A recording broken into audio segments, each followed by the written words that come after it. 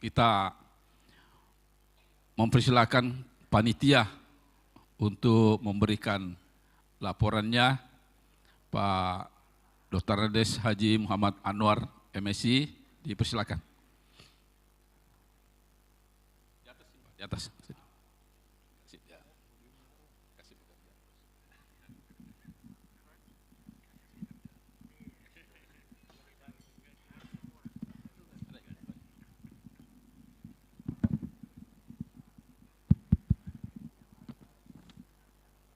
Bismillahirrahmanirrahim. Assalamualaikum warahmatullahi wabarakatuh. Yang saya hormati Ketua Dewan Pendidikan Kota Makassar dan jajarannya yang hadir pada kesempatan ini. Yang saya hormati para narasumber yang juga telah hadir pada hari ini. Ada Pak Prof. Akmal. Yang saya hormati Bapak dan Ibu para ketua yayasan atau yang mewakili yayasan yang sudah hadir pada kesempatan hari ini. Alhamdulillahirrabbilalamin. Salatu wassalamu ala asrafil anbiya wal mursalin wa ala alihi wa sahbihi ajmain amma ba'd. Pertama, perkenankan kami untuk melaporkan daripada pelaksanaan kegiatan rapat koordinasi penguatan peran pengelola sekolah dasar dan sekolah menengah pertama se-Kota Makassar.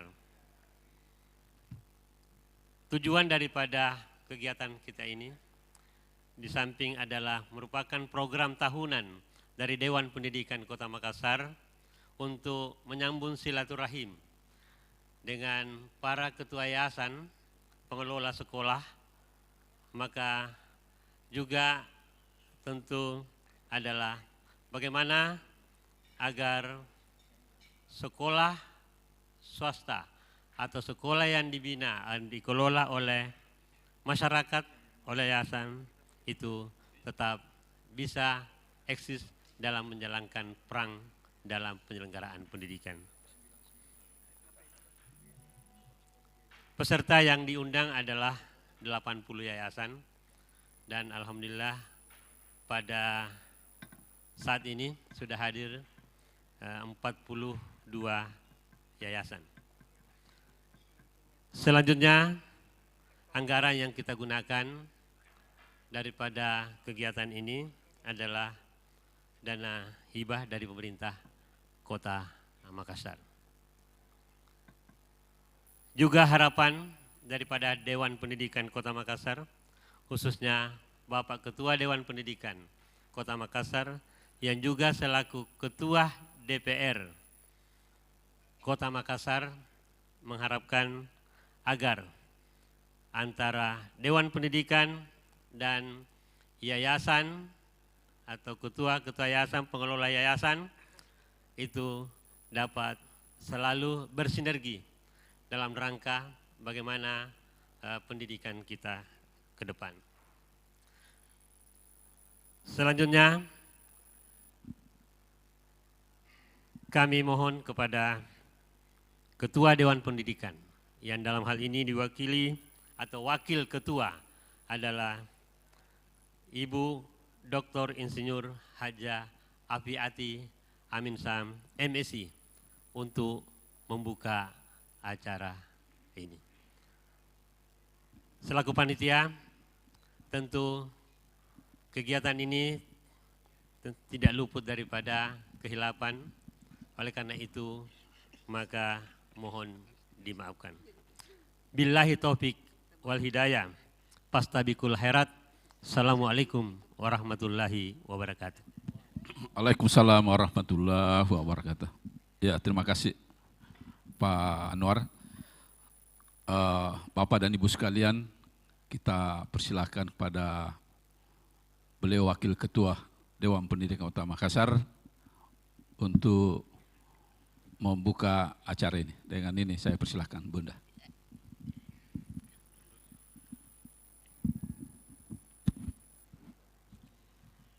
Bismillahirrahmanirrahim. sedikit. Ya, silakan. Asisten 3.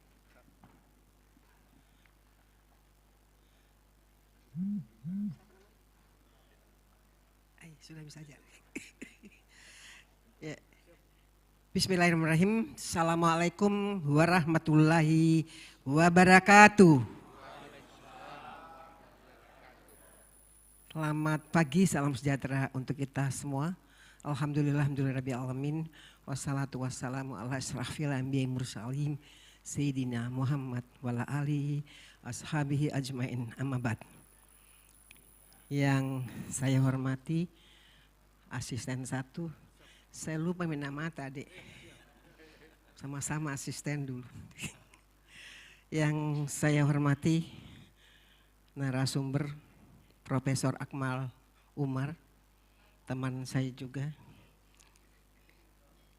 Yang saya hormati Pak Dokter Jaka, ini penasihat ahli DPRD, jadi saya takut sama beliau. Yang saya hormati pengurus DPKM Kota Makassar, ada salah satu di antara kita dari pengurus adalah beliau Profesor Basir Welo. Beliau adalah sudah pernah jabat sebagai ketua DPKM 2 periode.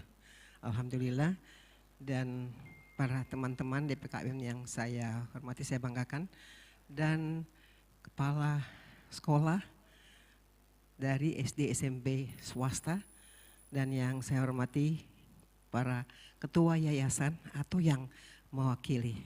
Tentu kita semua tak henti-hentinya dan patut memanjatkan puji syukur kehadirat Allah Subhanahu wa taala karena atas rahmat dan hidayahnya sehingga kita semua berada di tempat sini dalam keadaan sehat walafiat.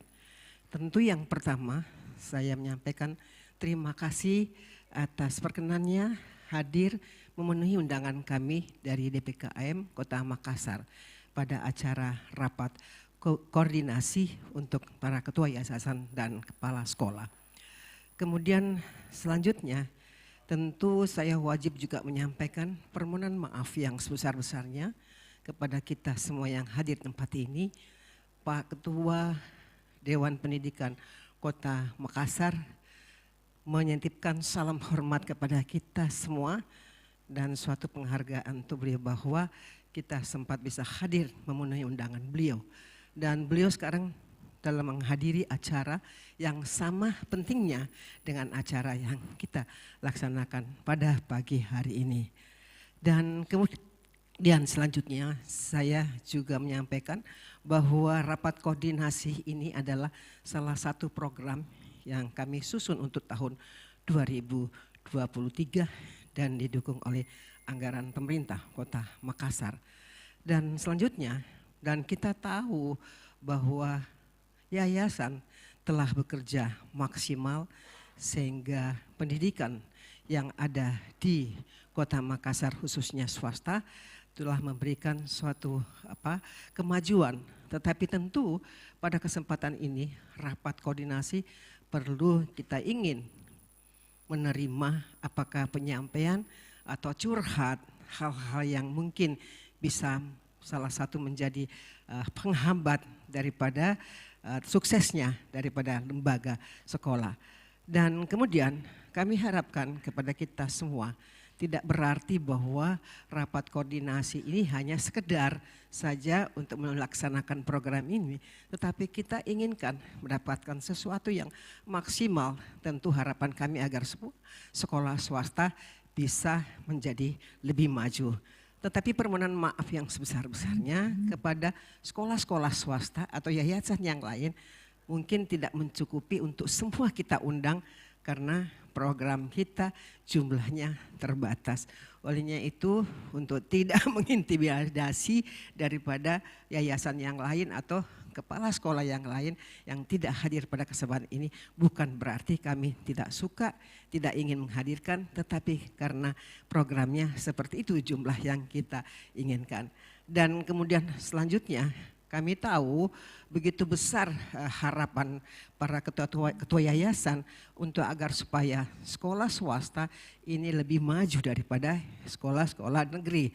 Tetapi tentu ada masalah yang sangat krusial, dalam arti masih banyak yayasan belum mendapatkan bantuan dari pihak pemerintah.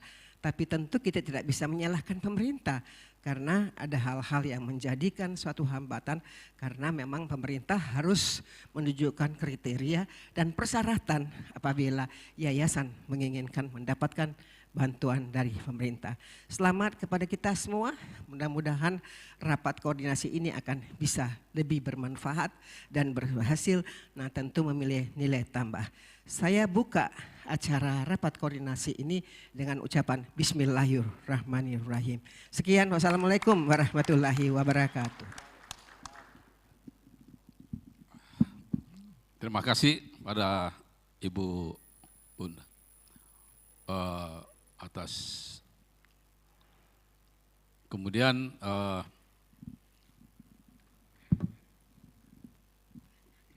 kita mungkin langsung saja ke pemaparan materi karena waktu kita tidak terlalu lama. Kita menghargai waktu, mempersingkat. Kami sampaikan bahwa juga hadir di sini beberapa, hampir semua teman-teman dari Dewan Pendidikan Kota Makassar dan pengurus BMPS Provinsi dan Kota Makassar yang hadir untuk kelangsungan acara ini. Bapak-bapak sekalian, juga beberapa teman-teman hadir dari tokoh dari Dewan Pendidikan. Ada Pak Profesor Dr. Haji Basirwelo, yang beliau ini sudah banyak memberikan kita masukan-masukan, ide-ide dan pikiran-pikiran tentang bagaimana pendidikan yang ada di Kota Makassar. Mungkin Pak Prof. Tabe bisa nanti sebagai mungkin ada hal ide-ide sebentar, beliau kita bisa bertanya langsung atau berdiskusi sama beliau. Kemudian hadir narasumber juga adalah Bapak Dr. Andes Haji Andi Yasir MSI. Beliau adalah asisten 1 di bidang pemerintahan. Tentu beliau juga ini banyak sekali pengalaman-pengalaman di pemerintahan. Ini nanti sangat berkaitan dengan bagaimana pengurus yayasan hubungannya dengan pemerintah. Apa yang perlu dan menjadi hal-hal yang mungkin berkaitan dengan pemerintahan. Banyak sekali yang disampaikan oleh teman-teman sekalian bahwa banyak problem-problem kita di swasta, mungkin pemerintah kota perlu membantu. Contoh misalnya seperti izin, yang seperti tadi saya sampaikan Pak. Izin sekolah, mereka sudah diberi deadline. Kalau tidak selesai ini, maka tidak bisa lagi menerima dana BOS. Wah, ini mulai gusar ini pengurus yayasan ya. Jadi saya kira tanyakan memang langsung beliau, apa solusinya ini kalau seperti ini? Karena hampir rata-rata sekolah kita itu, menurut ketua yayasan itu belum punya IMB Pak. Ini barangkali bagaimana nanti ya, tapi barangkali nanti ide-ide mereka yang lahir ini. Kemudian bagaimana pendidikan manajemen swasta yang baik, yang bisa bersaing dengan sekolah-sekolah negeri. Kita juga sudah terbukti banyak sekolah yang lebih bagus sebenarnya dari negeri. Nanti itu akan diantar oleh Pak Profesor Dr. Akmal Umar, SE MSI. Ya, beliau adalah juga seorang dosen yang sudah berpengalaman. Dia juga pengurus BMPS di Sulawesi Selatan. Kemudian Bunda Dr. Haji Apiati yang sebentar juga, tadi juga dia sudah memberikan materinya mungkin sebagian Bunda ya. Ini tadi dalam pembukaan acara ini. Beliau ya tentu tidak usah kita bertanya lagi kalau masa pengalaman ya. Beliau adalah anggota DPR sekarang, yang dulu jabatannya banyak sekali. Saya tidak bisa hitung-hitung lagi, sudah terlalu banyak. beliau punya pengalaman cukup besar. Kemudian Pak samping saya, saudara saya Pak Dr. Jaka ini ahli hukum. Ya, dia sudah menjadi penasihat hukum di mana-mana. Penasihat hukum di Kalimantan itu di mana ini sudah keliling juga. Dia adalah ahli hukum di Dewan Pendidikan. Begitu Bapak sekalian. Jadi Bapak-bapak pimpinan yayasan, mungkin nanti kita lebih banyak berdiskusi, saling tukar pikiran bagaimana sebenarnya pendidikan kita ini di Makassar ini bisa lebih baik. Ya, ini banyak sekolah-sekolah yang hadir ini Bunda yang bagus-bagus, Al-Biruni, ada Al-Fikri, ada ini mereka-mereka semua juara-juara kalau ada perlombaan. Ya, dan biasa dia sisihkan sekolah negeri. Jadi ini perlu barangkali didiskusikan bagaimana kalau bisa semua begini swasta ini luar biasa. Jadi saya kira untuk mempersingkat waktu pada Bapak Asisten 1, Pak Yasir, Andi Yasir, untuk memberikan materinya kita kita push saja Pak, saya duluan. Senior dulu aja. Oke, Prof. Akmal dulu. Ya, silakan Pak Prof. Akmal. Ya, tafadhal. Ya. Jadi waktunya mungkin tidak terlalu lama ya, Pak Akmal yang berikan ya garis-garis besarnya.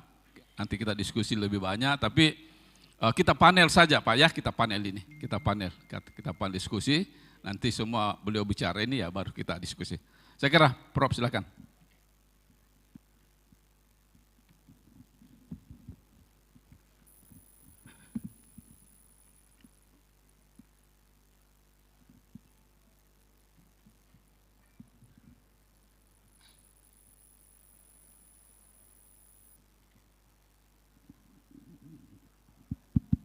Baik, bismillahirrahmanirrahim. Assalamualaikum warahmatullahi wabarakatuh. Alhamdulillah wa syukurillah, Allahumma salli wa sallim wa barik ala Sayyidina Muhammad wa ala ali Sayyidina Muhammad. Yang saya hormati Ketua Dewan Pendidikan, dalam hal ini diwakili oleh Wakil Ketua, saya selalu panggil Bunda, Bunda Dr. Afiati. Sama-sama di Kopertis dulu. Kemudian yang saya hormati Bapak Asisten 1, penasehat DPR yang saya hormati, demikian pula Bapak Profesor Basriwilloh, koordinator saya dulu waktu di Kopertis 2 periode kalau tidak salah. Alhamdulillah ketemu kembali di tempat ini. Dan para pengurus yayasan, kepala sekolah yang hadir pada kesempatan ini. Alhamdulillah apresiasi yang sangat luar biasa kepada Dewan Pendidikan Kota Makassar berkolaborasi dengan BMPS Kota Makassar setiap tahun menghadirkan acara silaturahim seperti ini. Apresiasi ini saya anggap luar biasa karena provinsi tidak mengadakan ini. Ya, jadi Kota Makassar luar biasa bisa melakukan ini. Ya.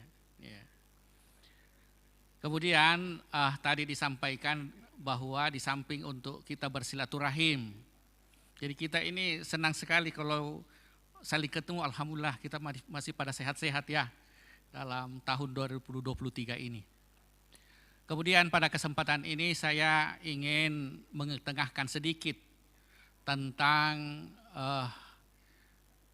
apa yang menjadi isu pada yayasan. Saya mencoba melihat di undangan, jadi saya membuat judulnya peningkatan peran serta yayasan sebagai penyelenggara sekolah swasta. Kemudian saya memperkenalkan diri dulu sedikit, ya saya pengurus BMPS Sulawesi Selatan, kemudian membina yayasan sebagai wakil ketua dewan pembina, yaitu Yayasan Mutiara Ilmu Hikmah, menaungi SMK Mutiara Ilmu. Kemudian juga dosen, dulu anak buahnya Prof. Basri Belloh, dan sampai sekarang pun demikian. Ya. Saya sebenarnya ingin membuat slide banyak, tapi 12 saja, dibatasi oleh panitia bilang jangan banyak-banyak, nanti diskusinya yang panjang. Saya bilang baik kalau begitu.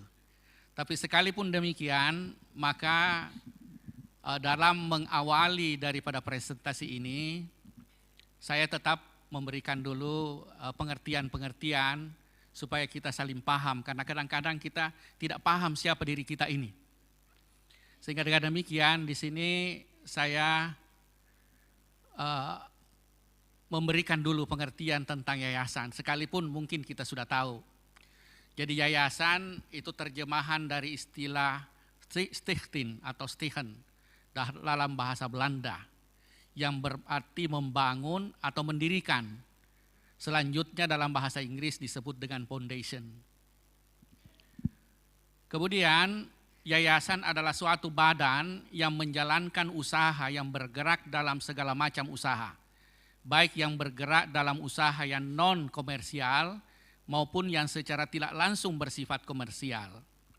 Jadi di negara-negara maju, foundation ini adalah sesuatu lembaga yang bersifat sosial. Jadi para orang-orang yang mampu itu menyisihkan daripada kekayaannya untuk membuat suatu kegiatan-kegiatan sosial. Kemudian kalau kita di Indonesia disebut dengan yayasan. Yayasan macam-macam, ada yayasan rumah sakit kesehatan, ada yayasan masjid, ada yayasan sekolah, macam-macam bentuk yayasan yang bersifat non-komersil ataupun tidak langsung bersifat komersil. Saya tidak tahu kita ini penyelenggara sekolah ini komersil atau non-komersil ya, atau semi-komersil. Tentu kita tahu semua. Kemudian peran yayasan pendidikan itu sangat dibutuhkan untuk menaungi dan mendukung kemajuan sekolah.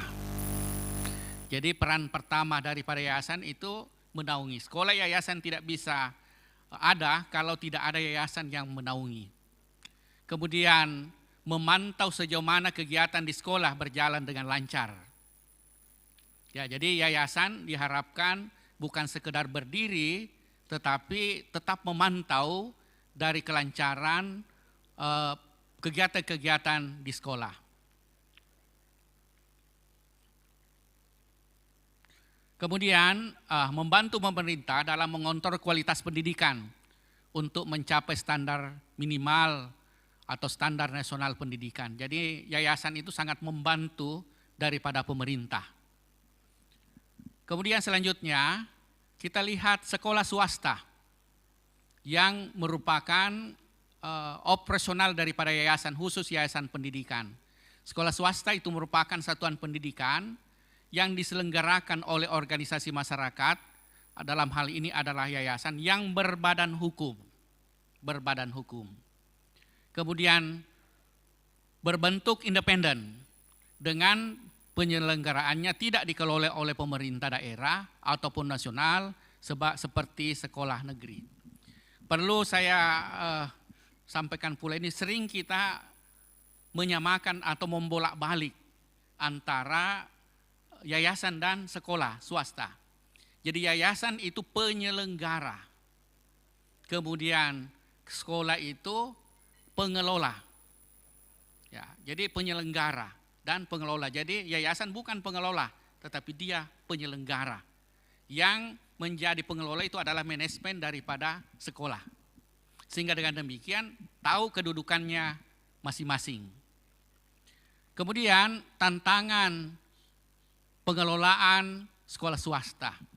Ada tantangan pengelolaan swasta, yaitu adalah bagaimana dengan cepat menjawab kebutuhan sekolahnya dengan keunggulan mutu layanan yang efektif dan efisien. Saya kira tantangan bagi kita semua bahwa perlu dengan cepat menjawab kebutuhan.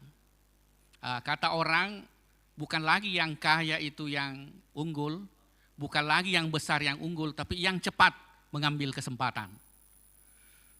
Kemudian berikutnya dalam hal ini, dalam mutu ini diperlukan yang pertama adalah manajemen mutu. Dan yang kedua adalah manajemen berorientasi pada klien.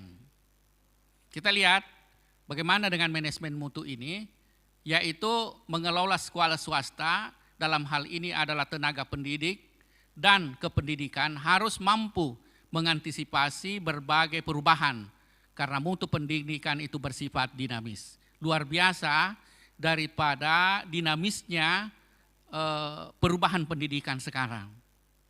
Sehingga kalau tenaga pendidik atau kependidikan itu tidak mampu untuk mengantisipasinya, maka dia akan jauh tertinggal. Kemudian berikutnya adalah pengelola sekolah swasta harus mampu secara optimal menerapkan ke dalam berbagai fungsi manajemen, antara lain masalah planning, organizing, staffing, actuating, dan controlling. Dalam arti bahwa mutu itu harus masuk dalam perencanaan. Bagaimana perencanaan itu bermutu. Kemudian di dalam organizingnya, pengelolaannya. Kemudian di dalam staffingnya, penempatan orang-orangnya. Ya, kemudian actuating, bagaimana menggerakkannya. Terutama juga dengan gajinya atau kesejahteraan. Dan bagaimana di dalam hal mengontrol ini. Ya, saya sering berseloroh atau main-main bahwa menjadi kepala sekolah itu di swasta itu berat sekali. Berat sekali, kenapa? Di samping untuk memikirkan, mencerdaskan daripada anak didik, harus pikir lagi, apa ku gajikan ki guruku? Ya, bulan depan, minggu depan, 6 bulan ke depan dan sebagainya. Ya, itu yang ini. Kalau negeri tidak ada masalah. Tidak ada masalah, gurunya adalah guru negeri dan lain-lain. Kemudian manajemen mutu dilakukan berkelanjutan dan merupakan siklus tahunan atau continuous improvement, atau dalam bahasa Jepang itu prinsip Kaizen. Ya, jadi dalam mutu ini harus berkelanjutan. Kadang-kadang ada organisasi itu awalnya bagus. Awalnya bagus, planningnya bagus, organizingnya bagus, tetapi tahun kedua, tahun ketiga itu sudah tidak memperhatikan lagi itu. Jadi diperlukan dengan prinsip Kaizen, yaitu perbaikan berkelanjutan. Perbaikan, dan itu memang wajib. Ya, tidak apa-apa mungkin saya menyebut, kita lihat saja produk. Kalau kita melihat produk pasta gigi, Pepsodent, mungkin dari kecil kita dulu sudah Pepsodent. Sampai sekarang dia tetap melakukan perbaikan mutu. Oleh karena apa? Ada pesaing-pesaing yang bisa menyaingi. Jadi kita pun di sekolah, di yayasan, penting untuk perbaikan berkelanjutan. Perbaikan berkelanjutan. Kemudian berikutnya adalah manajemen berorientasi klien. Di sini adalah berorientasi pada siswa. Bagaimana baik yayasan maupun sekolah memberikan kenyamanan kepada siswa yang belajar. Apakah kenyamanan dari segi sarana prasarana, kenyamanan dari segi suasana di sekolah, dan keamanan. Sekarang kita lagi tren mendengar bully, sehingga banyak anak-anak ada katanya yang sampai bunuh diri karena dibully temannya. Ini penting juga soal keamanan dan juga terhadap keamanan fisik. Juga perhatian, juga siswa atau anak didik kita itu perlu perhatian, karena kadang-kadang anak-anak itu sebenarnya baik, tetapi kurang perhatian. Atau memang mencari perhatian tetapi tidak menemukan perhatian. Jadi ini menjadi manajemen orientasi klien kita. Kemudian diarahkan untuk menjawab kebutuhan pasar, kemudian kebutuhan pengguna jasa pendidikan. Ya, jadi mungkin kalau SD, bagaimana lulusannya itu bisa diterima di SMP, yang SMP bisa diterima di SMA, SMA bisa, SMA, SMK bisa bekerja. Itu diharapkan bahwa bisa memenuhi kebutuhan pasar. Kemudian proses belajar di sekolah swasta harus dapat mengakomodasi aspirasi masyarakat pengguna jasa pendidikan. Jadi penting juga kita mengakomodasi aspirasi, menerima masukan-masukan dari ini, karena stakeholder daripada sekolah itu adalah masyarakat, siswa itu sendiri, dan pemerintah. Kemudian berikutnya adalah selain tantangan pengelolaan pengelolaan dari segi mutu dan orientasi klien tadi, terdapat tantangan dari faktor ini. Faktor internal organisasi, ini penting untuk kita perhatikan. Itu konflik antar internal yayasan. Banyak yayasan ada malah berhenti, ya bubar. Ada juga jalan terseok-seok. Oleh karena apa terjadi konflik internal yayasan. Biasanya yayasan itu kalau masih kecil-kecil masih kompak. Tetapi kalau sudah ada yang bisa dipetik, mulai ada sesuatu di dalam. Nah, ini perlu diantisipasi untuk tidak terjadi seperti ini. Kemudian ada lagi yang berikutnya adalah konflik antar yayasan sebagai penyelenggara dengan sekolah sebagai pengelola. Nah, ini terjadi juga ini, ada juga, tapi di sini tidak ada ini. Artinya yayasan mau mengintervensi sekolah. Dia penyelenggara tapi mau juga jadi pengelola. Ya.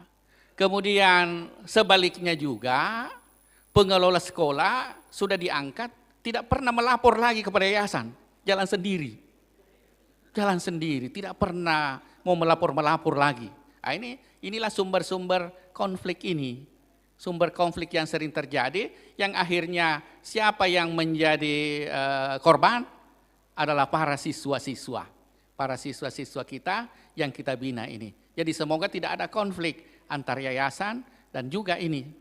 Satu contoh setara itu internal itu. Mungkin masih banyak lagi faktor internal lain setara itu internal itu. Mungkin masih banyak lagi faktor internal lain tapi cukup 2 saja jadi contoh.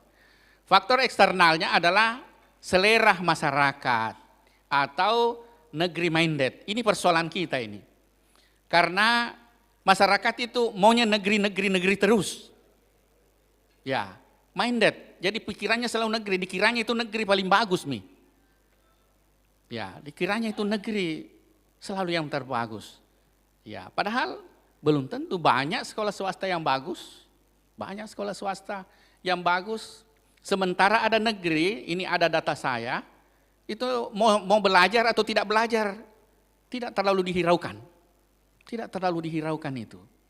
Ya, tetapi kalau kita di swasta betul-betul itu kita pelihara itu kasihan, karena itu sumber pendanaan kita. Keluar satu, ya kita bisa sakit kepala, satu saja itu karena sumber satu hilang. Jadi kita pelihara betul. Jadi perlu kita bagaimana merubah daripada pikiran masyarakat ini menjadi tidak hanya negeri minded. Pikiran negeri. Inilah yang kita butuh support dari Pak Wali Kota untuk membranding juga itu swasta, bahwa swasta itu juga bagus. Perlu barangkali dalam penerimaan siswa baru itu perlu juga ada himbauan pemerintah bahwa swasta itu juga satu pilihan yang bagus. Ya. Kemudian berikutnya adalah kebijakan pemerintah. Ya, jadi faktor eksternal ini kebijakan pemerintah PPDB. Mungkin kita sudah tahu ini semua. Ada misonasi, yang terakhir itu pemenuhan kuota yang tidak pernah berhenti. Tidak pernah berhenti sampai sekarang ini. Ya, sampai sekarang sudah terdaftar di swasta, diambil lagi. Ada misalnya surat pengantar dari sekolah ini bahwa dia diterima dari itu. Ya, ini ditanya ke dinas pendidikan juga tidak bisa berbuat apa-apa. Ini kan jadi persoalan. Ini PPDB ini. Nah, kalau tingkat provinsi lebih parah lagi, yaitu kalau misalnya operator sekolah tidak mau kasih pindah, diambil alih oleh operator provinsi yang pindahkan itu anak. Tidak pindahkan anak. Ya ini dilapor. Ya, pada diam saja. Jadi ini yang menjadi persoalan kita adalah PPDB ini. Soal ini yang lain-lainnya itu. Ada harapan kita lebih baik begini. Tes itu anak-anak. Siapa yang unggul dia yang masuk. Ya, seperti dulu. Cara dulu itu kita ya tes saja. Kalau SMA 1 standarnya sekian, tes yang tidak masuk ya jangan diambil, biar pindah ke sekolah-sekolah lain. Ya, swasta juga semakin memperbaiki diri, tes juga. Kemudian yang lain adalah peraturan-peraturan lain. Peraturan-peraturan lain juga yang mengatur daripada yayasan dan sekolah swasta. Demikian juga dengan dana BOS. Dana BOS ini. Dana BOS juga ini menjadi juga faktor eksternal yang mempengaruhi daripada yayasan sekolah swasta ini. Kemudian berikutnya adalah P3K. Sudah ambil misi swasta, ambil lagi guru tak. Dan yang diambil itu guru baik-baik. Tidak ada guru malas, guru jelek diambil. Guru baik-baik semua. Ya, ada SMK Darussalam, tidak tahu hadir atau tidak. Kalau tidak salah, 29 gurunya P3K diambil. Kemudian SMK Kartika 23. Dan semua guru yang baik, dan mungkin kita semua di sini juga mengalami hal serupa. Nah ini, ya. Jadi kalau bisa sebenarnya P3K itu bagus, tetapi diusulkan dari sekolah swasta, misalnya kembali ke sekolah swasta itu lagi mengabdi kembali. Seperti di perguruan tinggi Prof ya, jadi kalau ada guru yayasan diusulkan, diharapkan bahwa dia kembali lagi ke PTS-nya untuk mengabdi. Tapi kalau di sini tidak. Guru kita yang mengajar dari awal caranya mengajar, sudah pintar, dicaplok ini ya. Ini masalah kita ini, masalah secara eksternal itu. Kemudian juga masalah bantuan-bantuan lain, Ini ya di samping mutu dan orientasi klien, kita ini perlu memikirkan faktor internal. Kalau faktor internal itu bisa kita kendalikan, tetapi faktor eksternal tidak bisa kita kendalikan. Masalah misalnya PPDB, masalah P3K dan lain-lain ini. Kemudian apa harapan sekolah swasta? Ya kiranya Bunda bisa membantu kami dan Pak Asisten apa sebenarnya ini harapan sekolah swasta ini di bawah naungan yayasan. Mendapat perhatian yang sama antara sekolah swasta dengan negeri. Sekalipun selama ini didengung-dengung sama perhatiannya, tetapi perasaan kami tidak sama. Tanya bapak-bapak, tidak sama itu. Tidak sama. Baik dari yang pemberian bantuan, dari baik pemberian perhatian, tidak sama. Padahal undang-undang pendidikan itu menyatakan bahwa antara negeri dan swasta sama. Tetapi perlakuan di lapangan tidak sama. Ya. Jadi ada yang merasakan semua, itu tidak sama. Iya, tidak sama. Ya. Ada hal satu sebagai contoh juga, dana BOS. Kalau di negeri kan memang itu harus pemeriksaannya jelimet. Tetapi kalau di swasta seharusnya itu kan hibah. Masih kita diperlakukan seperti negeri. Nah, padahal tidak perlu kan sepanjang tidak ada pelanggaran dari 13 item itu, enggak usah sampai bikin begini, karena itu memang hibah. Nah ini kadang-kadang juga pemeriksa itu tidak mengerti. Kemudian yang kita harapkan berikutnya adalah peningkatan peran serta atau support dari yayasan tentunya. Harapkan bahwa yayasan kita semakin baik. Kemudian Dewan Pendidikan kita harap bahwa semakin memberikan support kepada swasta, yayasan dan sekolah swasta. Karena di mana kita mau mengadu kalau tidak di sini? Ya. Kemudian tentunya Dewan Pendidikan bersama pemerintah, kemudian BMPS, Badan Musyawarah Perguruan Swasta. Ini kita harus tingkatkan perannya ini. Di Kota Makassar alhamdulillah, tapi di provinsi kelihatannya vakum ya. Kemudian MKKS juga penting, musyawarah kerja kepala sekolah, ini penting sebagai wadah untuk perjuangan bersama. Karena MKKS ini diterima secara nasional. Ini adalah sesuatu lembaga yang diterima secara nasional. Ya. Jadi inilah harapan sekolah swasta. Kemudian berikutnya untuk kita maju dan berkembang, ya yayasan bersama sekolah swasta harus berubah. dengan senantiasa melakukan, harus berubah. Yang ada konflik, berhentilah berkonflik. Kalau dengan antara internal, antara sekolah, pengelola dengan penyelenggara, perlu diperbaiki. Dengan demikian harus melakukan inovasi. Inovasi ini adalah ya bertindak kreatif. Selalu berpikir daya cipta untuk melakukan sesuatu yang terbaik. Kemudian berpikir berbeda. Kalau kita berpikir hari ini A, mesti kita sudah pikirkan besok lebih dari A. Kemudian berbuat berbeda. Ya, tidak itu saja. Jangan gayanya itu saja. Harus gayanya selalu berubah-berubah. Ya, supaya tidak monoton. Kemudian melakukan pembaharuan. Ya, senantiasa melakukan pembaharuan. Ya, sehingga dengan demikian dibutuhkan langkah besar, cepat dan berani untuk meraih visi sekolah melalui misi dan strategi. Jadi yayasan itu harus punya visi. Sekolah harus punya visi. Sehingga dengan demikian itulah yang menjadi arah kemana lembaga yayasan dan sekolah itu mengarah. Dan visi itu harus diketahui oleh semua yang terlibat di dalam organisasi. Visi tidak hanya diketahui oleh ketua saja, tetapi seluruh yang terlibat di dalam yayasan dan sekolah sama mengetahui tentang visi itu. Sehingga dengan demikian kita tidak disebut orang gila. Tidak disebut dengan orang gila atau orang kurang waras. Siapakah orang kurang waras itu? Adalah ini menurut John Naisbitt. Ini seorang future ya.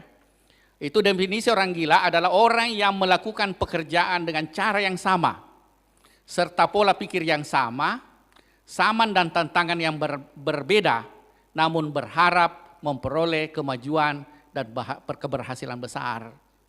Ini menurut John Naisbitt orang gila itu. Mau yang biasa-biasa tapi mau yang luar biasa. Tidak mungkin.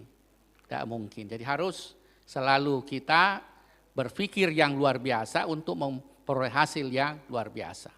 Ada istilah seperti ini, if you don't change you die. Kalau Anda tidak berubah, maka Anda akan mati. Ya, atau kalau Anda tidak mau berubah akan tergilas oleh perubahan itu sendiri. Ya, if you don't change, you die. Saya kira itu, ya ini ada pantun saya bikin. Kalau ada sumur di ladang, bolehlah kita menumpang mandi. Kalau presentasi saya kurang panjang, bolehlah Anda mengundang lagi. Ya. Assalamualaikum warahmatullahi wabarakatuh.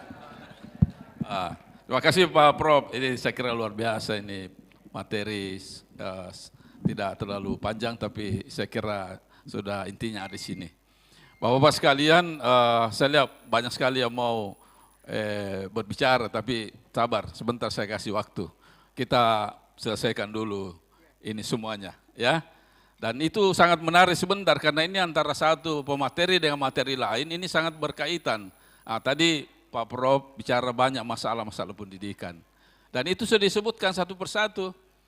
Sisa kita sebentar menyaring seperti apa. Nah ini ada hubungannya dengan solusi ini dari Bapak Asisten. Satu, ini saya kira bilang pemerintahan, ini akan nanti dijawab habis ini. Oleh karena itu di sinilah harinya swasta BMPS bersama teman-teman MKKS hadir untuk memanfaatkan momen ini. Ada ketua MKKS hadir? Ada orangnya? Mana? Oh ya, makasih. Ini ada ketua MKKS, ini membawahi semua sekolah-sekolah swasta dari organisasinya Pak Asisten. Saya kira Pak Asisten, Pak Yasir, saya persilakan dengan hormat Pak untuk menyambung. Terima kasih.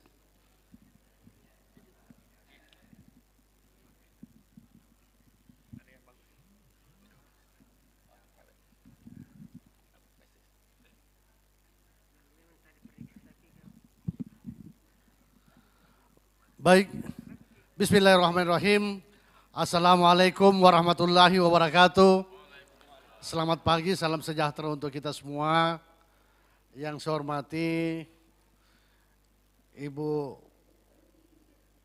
Ketua Dewan Pendidikan dalam hal ini diwakili oleh Ibu Wakil, yang saya hormati senior saya, Bapak Guru Besar yang tidak dapat saya sebut satu persatu. Ya. Yang saya hormati Bapak penasihat hukum DPRD Kota, Pak ya. Ya. Yang saya hormati ketua-ketua yayasan, kepala-kepala sekolah yang hadir pada kesempatan yang berbahagia ini. Seperti telah disampaikan oleh Bapak Prof, sebenarnya memang baru pertama kali saya bersentuhan dengan Dewan Pendidikan, Pak. Baru kali ini. Iya. Sehingga dalam hati saya, apa yang diungkapkan Pak Prof tadi tentu juga akan mendapatkan tanggapan dari seluruh ketua-ketua yayasan maupun ibu bapak kepala sekolah yang hadir pada pagi hari ini. Nah, karenanya saya kemarin diundang oleh panitia, saya senang sekali karena paling tidak ya, saya sebagai perwakilan pemerintah kota di sini dapat mendengar, dapat mencatat, dapat merekam apa yang menjadi unek-unek dari teman-teman yang berasal dari penyelenggara pendidikan dari swasta. Ya. Nah, kalau kita melihat data, juga ada data jumlah SMP swasta di Kota Makassar itu jumlahnya 169. Sedangkan SMP negeri jumlahnya 55. Ya. SD swasta jumlahnya 159, SD negeri jumlahnya 314. Ya. Cukup banyak, tetapi setiap tahun ajaran baru kita diperhadapkan dengan persoalan-persoalan klasik. Ya. Masalah penerimaan siswa baru, utamanya di sekolah-sekolah negeri. Cukup menarik apa disampaikan Pak Prof tadi, mungkin juga ada baiknya sekolah swasta juga akan sekolah swasta itu juga diturut sertakan dalam penerimaan murid atau siswa baru. Nah, di sini ada ibunda saya tidak sekedar wakil ketua Dewan Pendidikan, tetapi juga sebagai anggota DPRD Kota Makassar. Yang memang kalau seperti tadi disampaikan bahwa kalau ada curhatan memang sekarang. Ada asisten satu, ada anggota dewan. Ya, anggota dewan. Sehingga kita dapat merekam seluruh persoalan. Jangan lagi ada persepsi seolah-olah ada dikotomi antara sekolah negeri dengan sekolah swasta. Tetapi biasanya menarik apa yang disampaikan Pak Prof, selalu dinyatakan itu disamakan, tetapi rasa-rasanya itu tetap seperti berbeda. Ya. Dan inilah yang kita perlu kikis bersama-sama. Saya kira ini yang perlu, alhamdulillah saya dapat duduk di sini, paling tidak saya dapat penyambung suara terhadap pemerintah kota dan juga dihadiri langsung oleh ibunda kita, anggota dewan yang terhormat. Kalau penyelenggara pendidikan, badan penyelenggara adalah yayasan, perkumpulan dan bentuk lain berbadan hukum yang mengajukan permohonan izin pendirian dan perubahan satuan pendidikan yang diselenggarakan oleh masyarakat. Juga sama seperti apa yang disampaikan Pak Prof tadi, bahwa di dalam satuan pendidikan itu perlu ada visi misi. Tanpa visi misi saya kira tidak ada juga yang menjadi haluan bagaimana kita bekerja nantinya dan lain sebagainya. Tetapi namun sebelum itu tadi sudah diungkapkan sebelum acara dimulai bahwa sudah ada suara-suara bahwa bagaimana izin dari sekolah swasta itu dan lain sebagainya. Kalau masalah izin saya kira ini tidak menjadi masalah. Cuma yang perlu kita pikirkan ke depan adalah bagaimana kesiapan ya sebuah yayasan membentuk sekolah. Apakah kesiapan-kesiapan itu telah dipenuhi? baik dari kriteria infrastrukturnya, sarana prasarana lainnya, dan termasuk guru-gurunya dan lain sebagainya. Saya kira juga ini perlu kita pikirkan secara bersama-sama agar benar-benar sekolah-sekolah, mohon maaf ya, sekolah-sekolah itu benar-benar dapat menjadi sebuah lembaga yang dapat menyelenggarakan pendidikan dengan baik sehingga menghasilkan juga anak didik yang baik. Yayasan penyelenggara pendidikan paling tidak harus memiliki rencana induk pengembangan satuan pendidikan, RIPS. Ya. Seperti yang disampaikan Pak Prof, bagaimana visi misinya, bagaimana kurikulumnya, peserta didiknya, pendidik dan tenaga kependidikannya, dan seterusnya dan seterusnya. Ya.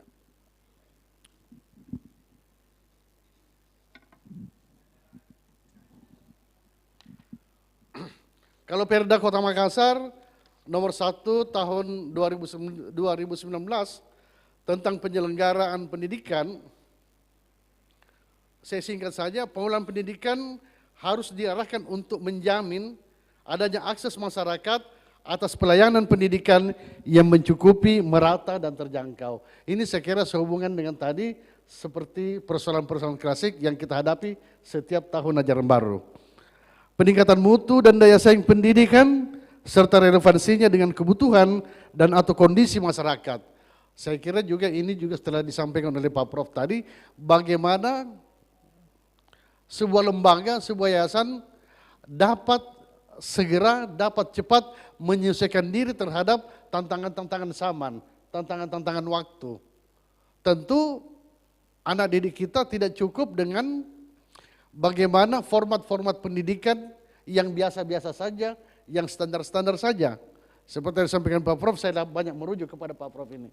Ya, kalau mau hal luar biasa, ya tentu tidak bisa bekerja biasa-biasa. Ya harus pula kita bekerja luar biasa. Ya, tentu pula kita menyiapkan sarana prasarana yang cukup memadai. Ya kalau sarana prasarana tidak cukup memadai, saya kira juga tidak bisa menghasilkan sesuatu hal yang luar biasa. Sehingga mungkin perlu kita pikirkan, saya tidak tahu bagaimana teknisnya, tapi melalui Dewan Pendidikan sudah perlu kita melihat, ya, melihat bahwa apakah sekolah ini memenuhi standar atau tidak, Pak? Ya. Apa memenuhi standar atau tidak? Kalau untuk dana BOS dan lain sebagainya, insya Allah akan tersalurkan dengan baik, Pak. Tetapi bagaimana kita? Begitu pula dengan sekolah-sekolah negeri, ya. Ya kita tidak membedakan baik sekolah negeri maupun sekolah swasta, perlu standar-standar minimal ya yang dapat mendukung program belajar mengajar sehingga menghasilkan anak didik yang luar biasa nantinya. Yang ketiga, peningkatan efektivitas, efisiensi dan akuntabilitas pengelolaan pendidikan, masuk manajerial tadi.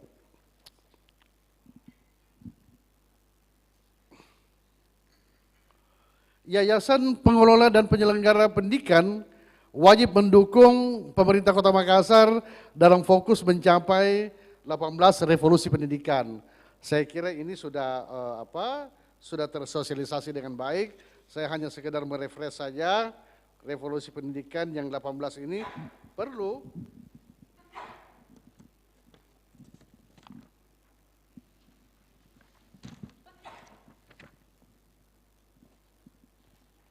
ya, 18 revolusi pendidikan, semua anak harus sekolah. Kalau ini tadi kita berbicara masalah seolah-olah ya katanya disamakan, tetapi rasa-rasanya dibeda-bedakan. Saya kira tidak, pemerintah kota tidak bermaksud untuk seperti itu, Pak. Tinggal kita duduk bersama, bagaimana kita membangun komunikasi yang baik, bagaimana kita berkoordinasi yang baik, sehingga rasa-rasanya itu tidak seperti rasa itu. Ya. Yang kedua, semua sekolah menjadi sekolah adiwiyata. Nah, kita juga butuhkan ya di sekolah negeri juga ya sudah beberapa sekolah-sekolah kita itu yang memang sudah menjadi sekolah adiwiyata. Harapan kita di sekolah-sekolah swasta juga bisa dapat menjadi sekolah adiwiyata. Semua sekolah bebas nafsa, sekolah 10 tahun 100 sekolah bintang 5. Ya ini mungkin tidak hanya di negeri, tetapi ibu bapak yang hadir pada pagi hari ini yang dari yayasan atau sekolah swasta mungkin sudah dapat mengusulkan kepada anggota dewan kita, perwakilan kita bahwa 100 sekolah bintang 5 ya juga mungkin ada keciprat untuk ya sekolah swasta. Saya kira begitu Pak Prof. Ya.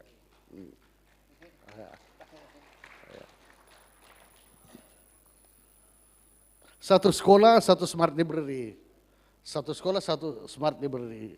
Ini juga menjadi tantangan tidak hanya sekolah-sekolah swasta, tetapi juga sekolah-sekolah negeri. Bagaimana mempunyai smart library. Satu sekolah, 2 guru inovator. Seperti yang disampaikan Pak Prof, mengenai guru-guru yang masuk ke P3K dicaplok. Dicaplok saya kira karena P3K ini haknya sama dengan pegawai negeri sipil. Yang membedakan mereka tidak terima pensiun. Ya.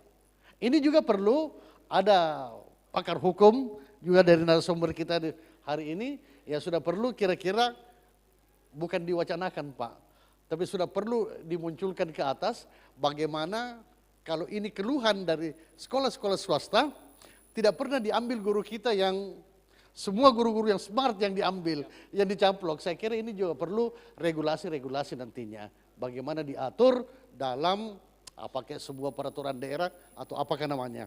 Ya. Satu sekolah, 2 smart class. Satu sekolah, 1 super inovasi.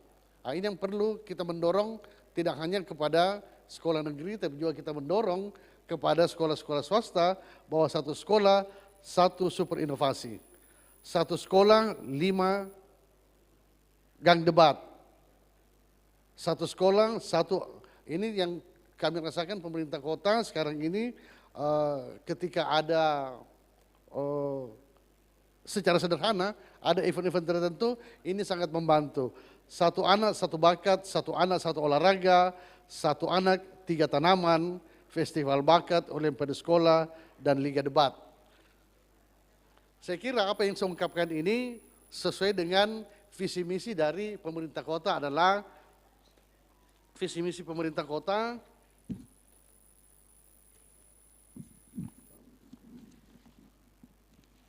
bagaimana meningkatkan sumber daya manusia.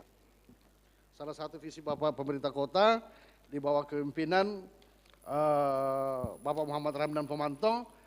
Misi pertamanya adalah revolusi sumber daya manusia dan percepatan reformasi birokrasi menuju SDM kota yang unggul dan seterusnya. Dan yang kedua adalah rekonstruksi kesehatan, ekonomi, sosial dan budaya menuju masyarakat sejahtera. Kalau saya baca ini ya seperti apa yang diungkapkan oleh Pak Prof tadi, tidak jauh beda. Yang ketiga adalah restorasi ruang kota yang inklusif menuju kota nyaman, kelas dunia yang sombere dan smart city untuk semua. Saya kira itu pengejawantahannya tadi, salah satu di dalam revolusi pendidikan, ada smart library dan lain sebagainya. Saya kira saya tidak bisa berbicara banyak di sini banyak pakar, tetapi saya lebih harapkan bagaimana terjadi komunikasi di antara kita semua, sehingga saya selaku asisten 1 memang ada yang 1 bidang pemerintahan dan kesra, kesejahteraan rakyat ya, termasuk pendidikan di dalamnya. Jadi insya Allah mudah-mudahan apa yang disampaikan ibu bapak dari yayasan maupun sekolah dasar, sekolah menengah pertama swasta itu pemerintah kota dapat merekam, bahkan bisa untuk segera berkolaborasi dengan ibunda kita anggota DPRD Kota Makassar. Lengkap di sini, ada yang mewakili legislatif, ada yang mewakili ada akademisi, ada pemerintah, lengkap di sini. Sehingga saya kira ada salah satu ungkapan, saya kira tidak ada satu masalah yang tidak dapat terselesaikan sepanjang ada komunikasi dan koordinasi. Saya kira demikian, lebih kurangnya mohon dimaafkan. Billahi taufiq wal hidayah. Assalamualaikum warahmatullahi wabarakatuh. Ya, terima kasih. Tepuk tangan dulu untuk Pak Yasir, asisten 1. Ya, saya kira ini luar biasa beliau memberikan respon positif terhadap apa yang kita di forum ini. Saya kira ini seperti apa yang dikeluhkan selama ini oleh teman-teman para swasta, saya kira sudah terjawab semua hari ini, dan barangkali bukan hanya sekedar terjawab, tapi kita akan menemukan solusi-solusi apa sehingga sekolah ini bisa, swasta bisa dan jauh lebih bagus daripada yang hari-hari kemarin. Bapak Ibu sekalian, ada tadi pertanyaan yang terselip Pak Asisten, bahwa kalau di pemerintahan di DKI Jakarta itu selain dari bos, ada juga bosdanya. Nah, ini mungkin nanti bagaimana Ibu, kebetulan beliau ada anggota DPR hadir, Mbak Bunda Dr. Japiati, ada juga pemerintah asisten 1. Ini saya kira ini nanti sebentar akan berpikir lebih keras bagaimana mirip-mirip ke DKI Jakarta. Kasih juga bosda. Kalau Pak Sahrul dulu ada namanya dana gratis, sehingga sangat membantu itu sekolah swasta Pak Asisten. Ini juga kita harapkan nanti bagaimana kalau tidak seperti dana gratis, ya mungkin semacam bos daerah begitu. Ada tambahan daripada dana bos yang ada. Karena kalau itu untuk swasta sangat kecil itu dana bosnya. Karena dana bosnya itu untuk guru-gurunya saja hampir semua guru yang honor. Seperti itu. Kalau negeri kan tidak ada masalah Pak Asisten begitu. Jadi swasta memang luar biasa, oleh karena itu mungkin swasta punya keinginan yang besar bagaimana lewat forum seperti ini dimediasi oleh yang pendidikan sehingga kita bisa bertemu dengan pemerintah daerah dan menyampaikan keluhan itu. Saya kira ini dulu Kak. Nah sekarang kita ada beliau di samping saya, ahli hukum, bagaimana melihat dari sisi hukumnya, bagaimana sebenarnya swasta itu bisa diperlakukan paling tidak dekat-dekat kepada sekolah negeri. Kalau misalnya ada bos dari pemerintah, apa tidak bertentangan dengan undang-undang dan sebagainya, itu saya kira perlu dikaji. Nah ini beliau ada ahlinya di sini. Ya, ahlinya beliau Pak Dr. Jaka ini adalah doktor pendidikan hukum, dan dia menjadi penasihat hukum, memberi solusi hukum di mana-mana. Saya kira pada beliau saya persilahkan Pak Dokter. Terima kasih Pak. Ya, terima kasih. Bismillahirrahmanirrahim. Assalamualaikum warahmatullahi wabarakatuh. Selamat siang Bapak dan Ibu yang saya hormati. Biasanya kalau panelis terakhir itu Pak, ada dua kemungkinan. Prof ini dengan Pak Asisten. Bisa dapat bagian yang banyak, bisa juga sedikit. Ya, tergantung dari moderator yang memberikan waktu. Ya, tapi saya berpikir bahwa jangan terlalu banyak saya menyampaikan kepada Bapak dan Ibu, khususnya kalau kita berbicara tentang regulasi yayasan, tentu Bapak-Bapak yang ada di kepengurusan yayasan, khususnya pembinanya tentu telah membaca ya dengan baik ya regulasi-regulasi yang ada, baik itu yang diatur di dalam Undang-Undang Nomor 16 Tahun 2001, kemudian di perubahannya 28 ya 2004, kemudian juga turunannya tentunya lebih dipahami, yang tadi sempat Bunda bisi-bisi saya di bawah itu bagaimana yayasan bisa dapat bantuan gitu ya. Itu yang nanti mungkin masuk di dalam bahan diskusi kita. Nah ini sebenarnya ada diatur di dalam turunan Undang-Undang 16 2001 itu, yaitu PP 63 2008. Ya, itu diatur lebih teknis gitu ya. Bapak dan Ibu yang saya hormati, saya ingin dulu memulai bahwa sering kita melihat di dalam suatu yayasan itu, tadi sempat disinggung oleh Prof, kelihatannya tidak secara tegas ya memberikan rambu-rambu dari organ yayasan ini. Ya, yang saya maksud rambu-rambu itu harus ada kejelasan, walaupun sebenarnya ada di dalam anggaran dasarnya gitu. Tapi kadang-kadang orang masuk ke dalam yayasan itu ya hanya karena misalnya dipanggil oleh pembinanya, ya terus angkat, kadang-kadang tidak mencermati, menelaah dengan baik anggaran dasar yang berlaku di yayasan itu. Ya, istilah saya sering bahwa kalau sebenarnya kita masuk ke rumah orang, itu kita harus tahu, ya, memahami apa aturan main di dalam rumah itu, gitu ya. Nah, sehingga kalau kita melakukan sesuatu itu tidak jadi masalah dengan keberadaan kita di dalam rumah itu, seperti juga yayasan. Nah, yang kadang-kadang sering, ya, terjadi gesekan-gesekan oleh organ yayasan ini, ya, baik itu antara pembina dengan pengurus, ya, pengurus dengan pengawasnya. Ini yang biasa menimbulkan gesekan-gesekan. Nah, sehingga ini perlu masing-masing, ya, organ yayasan ini memahami posisinya di mana, gitu, sehingga tidak terjadi hal-hal yang tidak diinginkan. Yang saya sering ingat itu mencontohkan apa sering yang dikatakan oleh Pak Sarul. Kalau Anda itu wakil bupati, jangan mau jadi bupati, gitu loh. Karena kadang-kadang wakil bupati itu bertindak seperti bupati, sehingga bergeseklah dengan bupatinya. Nah, sehingga kita sering lihat itu Prof. Pasten baru 6 bulan sudah tidak akur, gitu. Nah, ini juga yang perlu mungkin dipahami di organ yayasan seperti itu. Kalau Anda hanya pengurus, jangan mau jadi pembina, ngatur-ngatur pengelolaan keuangannya. Gitu. Oh, saya maunya seperti ini, Pak. Nah, bisa itu misalnya domain pembina, ya jangan masuk ke situ. Nah, begitu juga dengan pengawas, ya tugasnya hanya mengawasi bagaimana yang dilakukan oleh pengurus, jangan mau menjadi pengurus. Gitu ya, melaksanakan tugas pengurus. Nah, kalau ini sudah dilaksanakan dengan baik, insya Allah pasti semua akan berjalan dengan baik, gitu ya. Nah, kemudian berikutnya yang ingin saya sampaikan, ini mungkin juga menjadi nanti bahan diskusi kita, bahwa kalau kita melihat di pasal 3 ayat 2 Undang-Undang 16 itu dikatakan yayasan tidak boleh membagikan hasil kegiatan usaha kepada organ yayasan. Tidak boleh membagikan hasilnya, gitu. Nah, pertanyaannya sebenarnya bagaimana dengan misalnya honor, gitu ya, khususnya pengurus.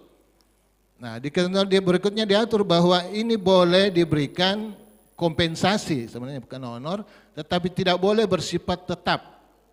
Gitu. Itu yang perlu juga dipahami. Tidak boleh bersifat tetap. Kenapa?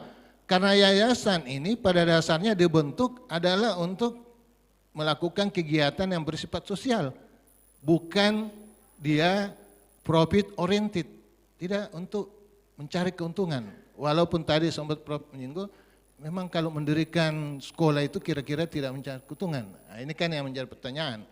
Ya, tapi kalau misalnya ada hasilnya, ya mungkin itu bisa disepakati untuk diberikan, tetapi tidak mengikat yayasan, tidak bersifat tetap, gitu ya.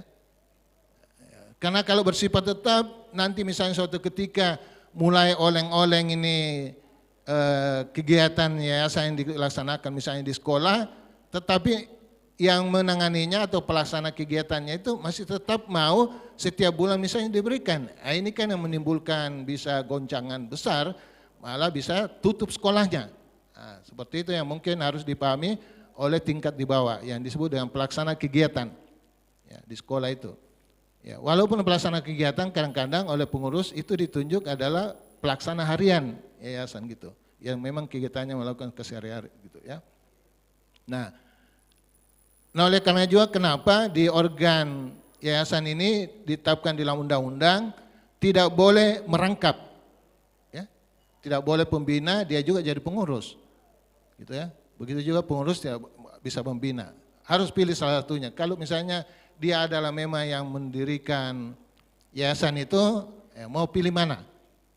Mau masuk di pengurus, ya di pengurus, gitu. Lepas dulu di pembinanya supaya ini jelas masing-masing tugasnya, gitu ya. Nah, yang memang diangkat dan diberhentikan dalam jangka waktu tertentu, Bapak dan Ibu, itu adalah pengawas. Di ketentuan 5 tahun paling lama. Dan kalau dia punya kinerja bagus, bisa diangkat kembali, tetapi hanya 1 kali lagi periode. Selanjutnya tidak boleh lagi. Ya, mungkin ini pertimbangannya pembentuk undang-undang ini, kalau dia terlalu lama nanti berkarat begitu. Ya, sama paku itu Pak, kalau paku itu terlalu lama ditancap, tidak diangkat-angkat, susah nanti kalau mau sudah diangkat sudah berkarat, patah nanti. Nah, seperti itu filosofinya. Nah, kemudian bantuan, ya ini mungkin yang perlu nanti kita diskusikan, karena ada Pak Asisten, ada juga Bunda di Komisi D, ya karena Komisi D itu mitra kerjanya di pendidikan, ya Kesra juga, ya. Nah, di dalam PP 63 2008 di pasal 20 ayat 1 itu dikatakan bahwa ada bantuan yang bisa diberikan kepada yayasan, ya disebut istilah bantuan negara. Nah, bantuan negara itu terdiri dari bantuan pemerintah pusat dan pemerintah daerah. Ya. Nah, bantuannya itu untuk pemerintah daerah itu bersumber dari APBD, gitu ya. Jadi tidak, kalau Bapak ajukan proposal ke Pak Wali, misalnya kepada Ani, karena Bapak misalnya dekat, terus dikasih secara pribadi, itu berarti Bapak tidak perlu bertanggungjawabkan. Tapi kalau dari APBD, Bapak harus bertanggungjawabkan secara lengkap apa-apa yang digunakan untuk itu. Karena olehnya di dalam mengajukan itu, Bapak harus mengajukan KAK-nya, atau orang disebut TOR-nya gitu, Term of Reference atau kerangka acuan kerjanya. Minta bantuan ini mau dipakai untuk apa, gitu ya. Ya karena untuk pendidikan Pak, ya kembalikan itu sekali di sektor mana gitu. Karena di ketentuan berikutnya itu dikatakan bahwa bantuan diberikan kepada yayasan yang memiliki program kerja dan melaksanakan kegiatan yang menunjang program pemerintah daerah. Nah, sehingga kalau Bapak mau lihat-lihat harus baca dulu program kerja di RPJMD-nya atau di Renstra-nya Dinas Pendidikan, seperti tadi disampaikan oleh Pak Asisten, Revolusi Pendidikan, di bagian mana Ibu dan Bapak mau masuk di situ. Nah, sehingga oh iya ini ada cantolannya, ya, ini bisa diberikan gitu ya. Nah, bantuan keuangan juga ini dalam beberapa bentuk, itu bisa dalam bentuk uang, ya, dan atau jasa, ya, dan atau bentuk lain yang dapat dinilai dengan uang. Tapi semuanya itu dengan cara hibah. Gitu Pak ya. Jadi hibah. Jadi hibahnya bisa hibah uang, bisa dalam bentuk barang atau jasa. Ya, salah satunya tadi sempat disinggung Pak Sten, misalnya jasa. Nah, bantuan untuk guru sebenarnya itu masuk di kategori ini Pak. Bantuan dalam bentuk jasa. Jadi Bapak di yayasan bisa bermohon misalnya ke Dinas Pendidikan bahwa tolong kami diberikan guru yang kualifikasinya seperti ini yang kami butuhkan gitu. Mungkin bisa dipinjam selama setahun Pak Sten, gitu ya, supaya nanti dia mentransfer pengetahuannya, setelah itu kembali gitu. Tidak selalu bahwa guru-guru swasta pakai, tapi bisa saja ada programnya guru ASN itu atau ya terdiri PNS P3K itu dipinjamkan ke sekolah swasta gitu. Itu kan dalam bentuk bantuan itu juga Pak, masuk kategori itu. Nah, sehingga setelah nanti transfernya bagus, ya terus berapa lama kembalikan gitu. Ya, jadi ini bisa menyebar dengan baik yang guru-gurunya, jangan semua berkumpul di negeri gitu. Swasta juga butuh gitu Pak ya, walaupun juga ada swasta saat ini yang bagus-bagus gitu. Nah itu juga mungkin perlu dipikirkan ke depan, guru-guru swasta yang bagus itu apakah mau juga, ya sekarang karena di Undang-Undang ASN Pak, magang ke tempat di mana sekolah itu memang butuhkan gitu ya. Nah, seperti itu.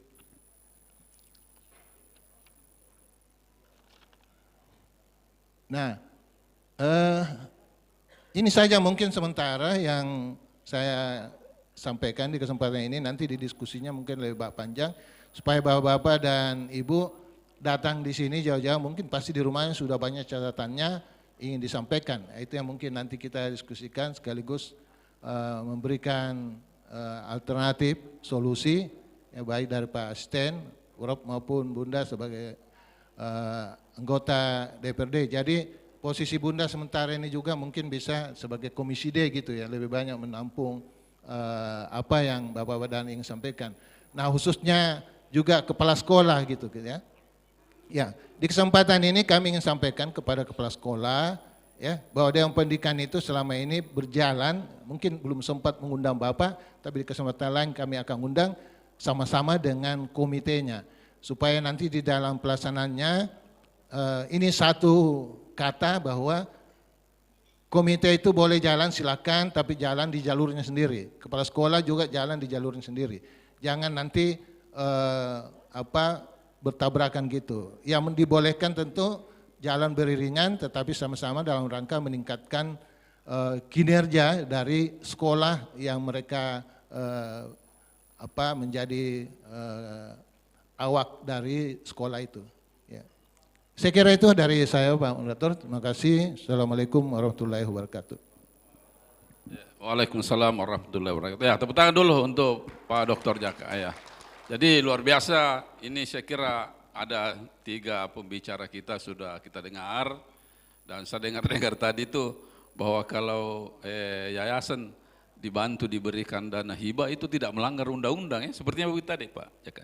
Ya. Nah, jadi saya kira ada Bunda kita di sini bagaimana berjuang untuk pendidikan lebih bagus ke depan, ya beliau di DPR, dan ada Pak Asisten, ya saya kira yayasan juga ini butuh uluran tangan supaya ada keseimbangan antara negeri dan swasta. Ya, saya kira begini Pak ya. Nah, dan ini pendidikan ini saya kira menurut Pak Basrul kemarin mengatakan ini pendidikan isu jangan dianggap sebab itu aset. Jadi itu aset itu membiayai pendidikan itu aset bangsa, aset untuk pemerintah kota. Saya kira ini yang disampaikan beliau dan ini sangat menarik. Dan ini pasti banyak yang mau bicara ini, ketua-ketua yayasan ini. Tapi mungkin ada dari Bunda mau disampaikan? Ya nanti, oke. Silakan Pak, siapa yang mau? Wah ini cuma banyak sekali. Ya, kanan dulu. Kalau yang kiri bagaimana? Oh sebentar. Tapi berapa orang ini Pak Dul? Ya, jadi 1, 2, 3, 4 orang. Ya, ini yang sebelah kiri, Pak siapa? Ya, Pak Pak Tahudin. Yang kedua, siapa Pak yang kedua?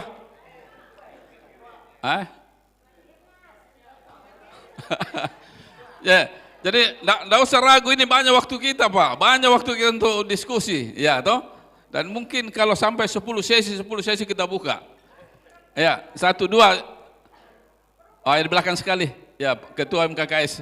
Ya, 2, 3. Ya, ini Ibu, ini 1 Ibu. Ya, yang keempat dari Bayangkari mungkin atau dari mana yang keempat? Tidak ada. Oh itu yang paling belakang sekali. Oke, jadi 4. Oke Pak, silakan. Yang pertama, tolong deh dikasih. Ya, ya. Oh ya. Ini pakar pendidikan ini swasta ini. Silakan Pak. Bismillahirrahmanirrahim. Assalamualaikum warahmatullahi wabarakatuh. Waalaikumsalam. Pertama-tama perkenalkan nama saya Pak Tahudin dari Yayasan Pendidikan Al-Fatah Makassar yang berada di Kompleks PU Malengkeri. Yayasan Pendidikan Al-Fatah Makassar.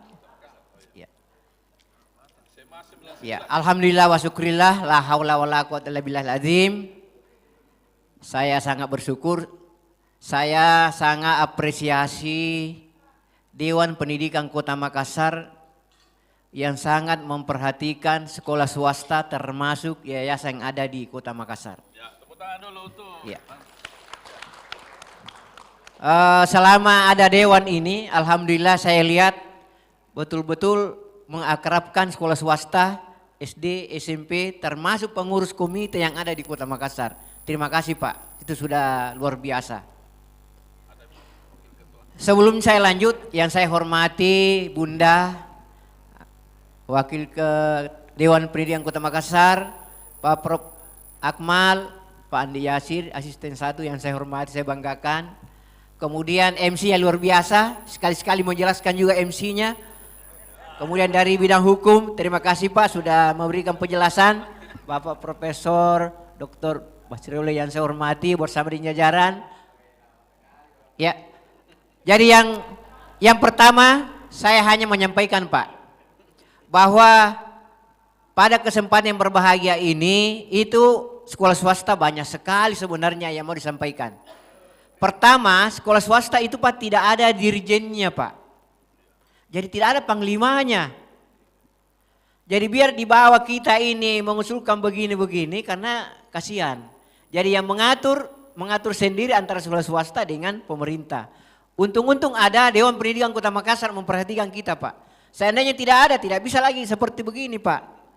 Nah ini, oleh karena itu, ya bagaimana ke depannya ini revolusi pendidikan itu berjalan dengan baik antar kerjasama dengan sekolah-sekolah yang ada di Makassar. Tidak ada yang tidak sekolah, semua harus sekolah. Terima kasih Pak. Yang saya usulkan Pak pada kesempatan yang berbahagia ini, perlu ada kriteria kepala sekolah Pak. Dulu itu sekolah ada namanya tipe sekolah nama A, B, C, D. Tipe A itu adalah 9 kelas dari 21 atau 27 itu tipe plus. Kemudian tipe B itu 5, paling naik 7. Artinya kalau jenjang SMP dengan SMA. Kemudian C itu 3 kelas. Sekarang ini kepala sekolah Pak tidak ada aturannya. Bahwa mau 1000 siswa 1 kepala sekolah. Namanya kepala sekolah 1 kampung. Yang seharusnya itu ada berapa kelas yang harus dibawahi oleh kepala sekolah. Barangkali itu menjadi pemikiran Dewan Pendidikan Kota Makassar untuk menentukan kriteria kepala sekolah. Artinya membawahi sekian kelas untuk 1 kepala sekolah. Supaya nanti juga ada kebagian di sekolah swasta. Sekalipun dikatakan semua harus sekolah.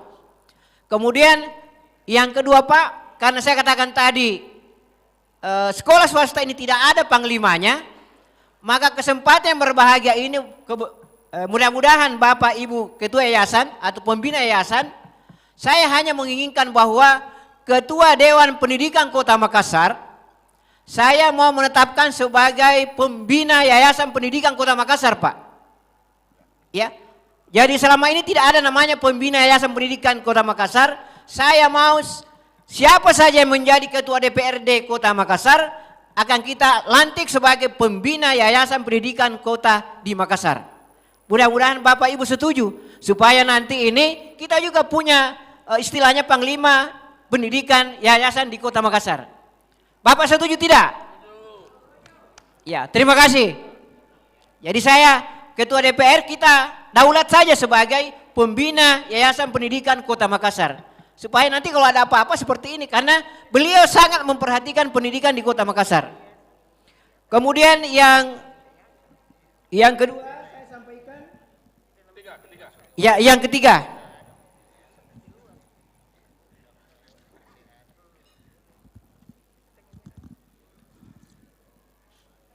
Ada juga usul Pak. Bahwa sekolah swasta ini di Kota Makassar ya sangat kurang siswanya, sehingga yang bisa nanti memberikan solusi yang terbaik ada hanya Dewan Pendidikan Kota Makassar Pak. Bagaimanapun juga Dewan Pendidikan ini adalah tempat untuk curhat, tempat untuk menyampaikan sesuatu yang terbaik untuk kita semua. Oleh karena itu bagaimana juga sekolah-sekolah yang ada di Makassar ini tidak terlalu banyak membangun sekolah negeri yang memang sudah ada sekolah swastanya di situ. Yang seperti itu. Beda kalau misalnya memang tidak ada sekolah swasta dan negerinya masih dibutuhkan. Tapi kalau misalnya sudah ada sekolah negeri, barangkali sekolah swasta, saya kira tidak perlu lagi ada sekolah negeri. Karena semua orang diterima, negeri dan swasta itu saya kira sama semua. Tidak ada masalah. Kemudian yang terakhir saya sampaikan kepada Bapak, Pak Prof, Pak Umar, bahwa tolong dibuatkan pengurus yang terbaik untuk BMPS Kota Makassar sehingga bisa bersinergi dengan Dewan Pendidikan Kota Makassar, Pak. Karena sampai sekarang BMPS ini saya melihat yang ada hanya MC yang selalu berjalan terus. Ya, barangkali juga waktunya sudah mau habis barangkali Pak Andi ini. Sehingga nanti BMPS Kota Makassar kita bentuk ulang. Terima kasih. Wassalamualaikum warahmatullahi wabarakatuh. Yang kedua dulu tadi. Oh, yang kedua. Ini berurutan. Bismillahirrahmanirrahim. Assalamualaikum warahmatullahi wabarakatuh. Yang saya hormati Bapak Ibu pemateri, yang sama-sama berbahagia para ketua-ketua yayasan dan pengurus yayasan. Alhamdulillah wa syukurillah wa la hawla wa la quwata illa billahil aliyyil azim. La ilaha illallah wal malikul haqqul mubin Muhammadar Rasulullah sadiqul wa'dil amin. Bisa diperkenalkan yayasannya Pak dengan nama kepada saya atas nama Aharudin, Ketua Yayasan Al-Kahar dan Tritunggal 45. Alhamdulillah dari sekian banyak informasi yang kita terima dari pemateri, yang pertama yang saya soroti dulu Pak adalah temanya, penguatan peran pengelola SD dan SMP swasta Kota Makassar. Kalau saya Pak ini temanya agak keliru. Kenapa? Karena swasta ini diberikan penguatan tetapi tidak ada respon dari yang seharusnya memberikan respon. Kalau bisa di sini Pak, penguatan peran pemerintah di dalam menguatkan pengelolaan SD, SMP atau pada dasarnya yayasan itu sendiri. Kenapa? Karena terlalu banyaknya unek-unek dan permasalahan yang kita hadapi di swasta ini, tapi jarang ditanggapi. Dan kadang mentok di salah satu posisi yang tidak ada penyelesaiannya. Yang pertama, kalau dikatakan penguatan peranan pengelola itu dari dulu Pak sudah kuat. Sebelum merdeka yayasan itu sudah kuat. Seandainya tidak kuat Pak tidak mendirikan yayasan. Nah sekarang kendalanya adalah bagaimana kolaborasi pemerintah dengan yayasan. Salah satunya adalah pertama tentang izin operasional. Kadang kita terhambat dan hanya persoalan sedikit itu menjadikan hambatan yang utama. Contoh IMB. Padahal sekolah itu sudah lama Pak berdiri. Sudah sekian puluh tahun mengelola dan menamatkan. Tetapi apa yang terjadi? Karena IMB-nya hilang, itu dijadikan masalah. Tidak boleh izin operasional keluar karena IMB harus diurus ulang. Apakah kita yayasan bayar lagi? Ini persoalan yang pertama. Karena kenapa? Penguatan pemerintah terhadap yayasan itu yang kurang. Yang kedua, persoalan pengelolaan. Persoalan pengelolaan itu yayasan sudah kelola sebagaimana apa yang sudah diutarakan oleh Prof tadi. Tetapi mentok lagi di pemerintah Pak. Mentok lagi di pemerintah. Contoh dalam PPDB. PPDB kemarin aturannya luar biasa macam-macam. Tetapi aturan itu tinggal sebagai aturan diinjak-injak oleh membuat aturan. Contoh Pak, aturan sudah jelas bahwa tipe sekolah yang sudah diutarakan sama teman tadi. Tipe sekolah sekian yang harus diterima. Satu rombel satu kelas itu cukup sekian jumlahnya. Tidak boleh lebih. Kenyataan di lapangan Pak, membeludak muntah itu kelasnya. Malah bikin lagi kelas di masjid kadang, di lorong-lorong kadang, di lab kadang. Itu yang terjadi. Nah ini yang harus diberantas Pak, Bapak Ibu. Apalagi persoalan tentang output anak kita. Output anak kita ini kadang terkendala juga persoalannya. Seperti di SMK misalnya, di SMA misalnya, sudah vokasi, sudah jelas memiliki sertifikat yang baik, memiliki ijazah yang baik, nilai yang baik, tapi kadang diabaikan itu semua. Hanya kepentingan yang bisa masuk. Ya, SMP nilainya bagus, Ada lagi aturan yang membatasi zona. Tetapi zonanya dilanggar Pak, bukan lagi dilangkai tapi dilompati. Ini yang harus juga barangkali diluruskan. Dan yang terakhir mohon maaf tentang bantuan pemerintah yang kami butuhkan di yayasan. Ada 2. Dulu adanya apa yang disampaikan Dirjen. Jadi begitu ada keluh kesah, kita ke bagian itu. Kenapa? Banyak kebijakan-kebijakan yang tidak perlu dilakukan oleh yayasan atau swasta itu sendiri. Salah satunya adalah pengelolaan dana BOS. Jelas bahwa dana BOS itu adalah hibah. Di mana hibah tentu aturannya jelas. Tetapi apa yang terjadi Pak? Perlakuan kita di swasta sama perlakuannya apa yang dilakukan di negeri. Padahal kebutuhannya berbeda. Kebutuhan berbeda. Makanya oleh karena itu saya minta Pak penguatan pemerintah terhadap dukungan pengelolaan swasta. Temanya tolong Pak Sarif diganti itu. Keliru itu Pak. Demikian pula. Baik, terakhir Bapak Ibu, terakhir Tabe, saya mohon agar 2 yang harus dikuatkan. Yang pertama adalah buat dirjennya swasta. Yang kedua, aturan IMB tolong sedikit diringankan. Kalau sekolah lama jangan lagi dipersulit hal seperti itu karena tidak mungkin ada IMB berdiri kalau tidak ada IMB. Yang ketiga, tentang pengelolaan dana BOS, tolong jangan disamakan negeri dan swasta. Terima kasih. Assalamualaikum warahmatullahi wabarakatuh. Waalaikumsalam warahmatullahi wabarakatuh. Ya, terima kasih Pak Harudin. Yang ketiga, ayo silakan Pak.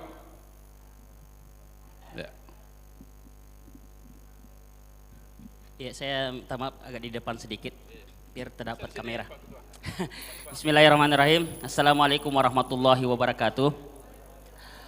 Perkenalkan, saya Mulahizon Amin, Kepala Sekolah SMP Bukatung Mubarakah Pondok Pesantren Darul Aman, yang juga diamanahi sebagai Ketua MKKS SMP swasta yang beranggotakan tadi disampaikan 169, tapi data yang realnya itu 168. Sedikit kami menginformasikan bahwa alhamdulillah saya tidak mau berkeluh kesah sebenarnya, karena kita sekolah yang di bawah naungan yayasan jangan terlalu berharap dengan pemerintah sebenarnya, karena memang yayasan itu berdiri karena memang ada dana untuk kita laksanakan. Ya, itu yang saya mau sampaikan sebenarnya. Terus yang kedua, alhamdulillah kami di MKKS swasta ini saya selalu melakukan hal-hal yang di luar melombahi apa yang dilakukan oleh negeri. Ya, saya selalu melakukan itu. Terkait dengan itu, saya mungkin sedikit menyampaikan bahwa alhamdulillah terkait dengan implementasi kurikulum merdeka kami sudah laksanakan, negeri belum melaksanakan. Kami sudah melaksanakan kegiatan-kegiatan yang mengumpulkan semua kepala sekolah yang ada di SMP swasta dan negeri belum melaksanakan.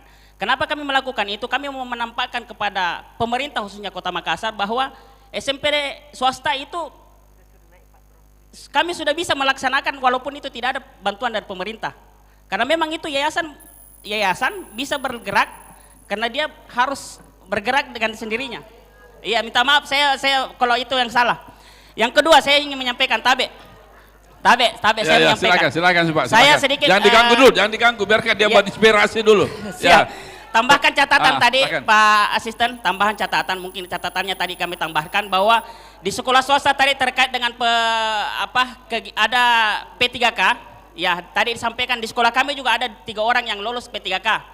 Tapi kami mau menyampaikan, tadi disampaikan ada dana hibah tentang jasa, saya bisa mungkin masuk di situ, terkait dengan kalau ada misalkan ada guru kita yang lolos P3K, tidak perlu diapresiasi ke yayasannya saja, apresiasi ke yayasannya bagaimana mendapatkan guru kita itu yang lari ke negeri, tidak perlu dikembalikan ke sekolah kami. Kalau misalkan tidak bisa itu regulasinya, diberikan apresiasi saja ke yayasannya ataupun sekolahnya bahwa satu guru misalkan terkait sudah 5 tahun di yayasan itu, ya diberikanlah misalkan 10 juta, 15 juta ataupun 1 miliar misalkan.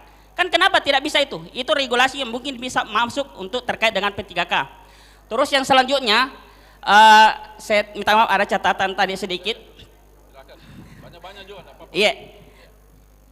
Terkait dengan ada kegiatan disdik, ya kegiatan dinas pendidikan yang selalu mengundang Enggak tahulah, mungkin regulasi juga terkait dengan kegiatan misalkan mengundang sekolah, dinas pendidikan, dan itu biaya-biaya semua dikembalikan ke sekolah kita, biayanya termasuk transportasinya dan sebagainya.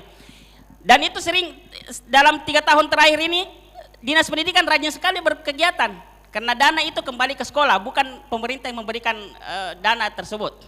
Jadi saya berharap nanti misalkan kegiatan ini kan swasta ada 100, SMP-nya khususnya ada 168. Kalau ada undangan terlist biasanya cuma ada 100, ada 70, kadang juga 10 sekolah 10 sekolah swasta yang diundang. Mungkin ini kami informasikan bahwa mudah-mudahan nanti ada kegiatan di DIPA nanti dimasukkan, enggak perlu di list sekolahnya, kan data sekolah swasta sudah ada di dinas pendidikan, 168 itu, diundang saja semuanya. Saya sampai berpikir sama pengurus MKKS, kalau memang begini, kami aja yang melakukan kegiatan itu, enggak usah dinas pendidikan. Karena kan dananya kembali ke sekolah. Dan itu dampaknya berkegiatan tidak ada dampaknya sama sekali. Mungkin kalau bisa dampak ya 30% saja yang paling banyak. Ya, minta maaf saya lebih agak ekstrim sedikit. Saya agak di basisnya di bidang olahraga. Memang di situ di bidangnya, jadi mudah-mudahan nanti kekuatan olahraga ini bisa masuk dalam proses pembelajaran khususnya di SMP swasta. Itu saja dari kami. Wabillahi taufiq wal hidayah. Wassalamualaikum warahmatullahi wabarakatuh. Ya, saya kira ini luar biasa. Tepuk tangan dulu. Ya, boleh ditambahkan, Pak? Ya.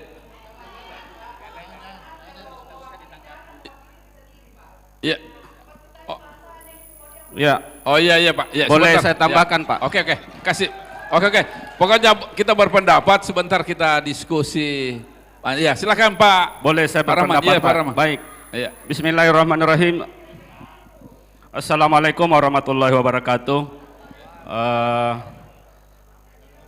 Ketua Dewan Pendidikan yang saya hormati dan pengurus. Apa lagi nama sekolah Pak? Saya Yayasan Fadilah Indonesia Makassar. Ya. Yayasan Fadilah Indonesia. Kebetulan juga saya diberi amanah menjadi sekretaris MKKS Kota Makassar. Saya mau banyak bicara teknis di sini, Pak. Yang pertama tentang peran-peran pemerintah. Yang pertama, di pusat peran pemerintah itu adalah program sekolah penggerak. Yang kedua, ada program namanya dana kinerja. Dan yang ketiga, ada program mahasiswa kampus mengajar. Program PSP ini tidak dilihat dia sekolah negeri atau swasta, semua diberi kesempatan yang sama dan siapa yang bisa lolos. Yang kedua, dana kinerja ini tidak juga bahwa itu sekolah kecil atau besar, diberikan dana kinerja kalau sampai sekolah itu memberikan kinerja yang baik. Artinya tidak ada dikotomi negeri dan swasta. Saya salah satu Pak penerima dana kinerja. Kenapa saya dapat dana kinerja? Karena program dari kegiatan sekolah saya masuk dalam Merdeka Berbagi, yang seharusnya bukan Merdeka Berbagi karena bukan sekolah penggerak. Saya ada pengalaman tentang anak kampus mengajar, Pak. Anak saya tahun lalu angkatan keempat lolos masuk sebagai mahasiswa kampus mengajar. Dan sekolah yang ditempati itu siswanya cuma 10 orang. Lalu mahasiswa ini komplain, Pak, bagaimana sih saya bisa dampingi kalau siswanya hanya 10 orang? Lalu apa jawaban pembimbingnya? Justru sekolah yang seperti ini yang harus dibimbing. Sekolah yang seperti ini yang harus dibina. Saya kira ini adalah program pemerintah pusat yang tidak punya dikotomi. Sekarang kembali ke pemerintah daerah. Apakah pemerintah daerah tidak mendikotomi swasta dengan negeri? Kembali ke situ, Pak. Jadi saya tidak mengatakan bahwa pemerintah Kota Makassar ada dikotomi negeri dan swasta, tetapi kenyataannya PPDB, teman-teman bilang PHP Jaki, artinya dimasukkan dalam satu persyaratan bahwa ketika pilihan negeri itu 2, maka 1 sekolah swasta, tapi kenyataannya tidak, linknya tidak diberikan kepada sekolah swasta, Pak, sehingga kita tidak lihat ada enggak siswa yang daftar di sekolah saya. Tidak diberikan linknya. Linknya itu ada di sekolah negeri. Sementara dikatakan salah satunya adalah untuk mendaftar di PPDB itu harus memilih salah satu sekolah swasta di mana saja wilayah itu. Tetapi itu tidak terjadi, Pak. Dan sekolah swasta tidak lihat karena sekolah swasta tidak lihat linknya. Nah, itu yang saya mau katakan bahwa ada dikotomi lah. Dan ini menjadi persoalan yang setiap tahun terjadi. Kita boleh mungkin barangkali mengatakan bahwa bagaimana upaya ini supaya tidak terjadi. Saya di forum MKKS selaku sekretaris menjadi sumber unek-unek teman-teman, Pak. Pak, saya sekolahku 5 siswaku. Saya sekolahku 10 siswaku, Pak. Saya sekolahku 7 siswaku, Pak. Ada mendaftar, sudah masuk di Dapodik, minta lagi orang tuanya ditarik ke sekolah yang lain. Ini unek-unek yang masuk di saya, Pak, selaku sekretaris MKKS. Artinya apa? Ayo teman-teman di sekolah negeri, kita buat satu aturan yang betul-betul mengatur diri kita dan kita tidak langgar sendiri. 32 siswa dalam satu rombel, 32, Pak. Tidak usah kita paksakan 38 atau 40. Kalau memang rombelnya 7 kelas diterima. Jangan 10, ini ditambah lagi Bapak, jangan 10. Seperti itu. Jadi komitmen terhadap aturan yang ada. Tapi ada anekdot begini, Pak, aturan itu dibuat untuk dilanggar. Tapi saya kira mari kita rubah anekdot itu. Kemudian tentang Pak dari pemerintah Kota Makassar, Perda Pendidikan tentang Kota Makassar. Ini Pak, di Kota Makassar program 9 tahun wajib belajar atau 10 tahun wajib belajar. Ini 10 tahun wajib belajar selalu didengung-dengungkan, Pak. Tetapi ketika penerimaan SD, anak-anak yang tidak TK diterima juga. Jadi kita juga susah menyampaikan kepada masyarakat bahwa pemerintah kota sudah mengundangkan program 10 tahun belajar, wajib 10 tahun belajar. Ini dari TK, SD, SMP, baru sampai dengan 10 tahun. Sehingga kita tidak bisa mengatakan kepada masyarakat, masuk ke TK semua, karena wajib belajar 1 tahun di TK baru masuk negeri. Kenyataannya pada saat pendaftaran SD, baik TK maupun SD itu tetap tidak TK maksud saya, baik yang sekolah TK maupun tidak sekolah TK tetap diakomodir untuk masuk di SD. Jadi belum ada penguatan, mungkin barangkali belum ada undang-undang dari pemerintah kota yang menguatkan 10 tahun wajib belajar ini. Kemudian yang kedua, Pak, kelas hibrid. Pemerintah kota sekarang memprogramkan namanya kelas hibrid. Saya mau katakan kita kembali kepada masalah corona kemarin. Kita memaksakan sampai undang-undang atau program Merdeka Belajar hadir atau lahir karena karena corona kemarin, Pak. Dikatakan learning loss, loss learning, ya. Terjadi kepaguban dalam pelajaran. Nah, sekarang mau lagi dibangun namanya sekolah hibrid. Apakah tidak lagi bertentangan dengan apa yang menjadi program itu tadi? Tidak bertentangan lagi. Sampai kemarin walaupun dalam masih corona dibatasi orang untuk datang sekolah, sekolah-sekolah swasta pada umumnya, Pak, masuk belajar karena orang tua berteriak, Pak. Pak, apa nak bikin anakku di rumah kodong, tidak ada apa-apa nak bikin. Bagaimana kaitannya dengan sekolah hibrid yang diprogramkan sekarang? Apakah tidak bertentangan atau tidak? Nah, ini Bapak dan Ibu sekalian, ya, tadi sudah disampaikan syarat izin operasional itu menjadi beban bagi sekolah, Pak, memang. Ya, teman-teman yang lain, terutama sekolah-sekolah yang sudah bangunannya sudah ada, kemudian mati izin operasionalnya, kemudian mau dilanjutkan dan ada persyaratan IMB dan lain-lain. Saya kira saya sangat tertarik dengan dari yayasan tadi, tolong dibagi dia punya materi, Pak. Bagus untuk kita miliki masing-masing di yayasan kita masing-masing. Saya kira ini yang saya bisa sampaikan. Ya, Dan makasih, terakhir Pak. Pak, Ya. terakhir sekali Pak, Ya, ya. terakhir. Ya. Ini bukan untuk Dewan Pendidikan tapi teman-teman di yayasan. Saya di MKKS itu Pak ada iuran setiap bulan Rp50.000. Setiap bulan dari kepala sekolah masing-masing. Dari MKKS ini kurang lebih sekitar 60% saja yang aktif membayar iuran MKKS-nya. 50-60%. Kenapa Pak kita tidak membayar iuran tak kita Bu? Tunggu dulu Pak, belum pernah setuju yayasanku. Kan begitu Pak. Jadi pada saat ini saya juga ingin menyampaikan Pak, tolong teman-teman ketua yayasan ataupun pembina yayasan dibantu kepala sekolahnya.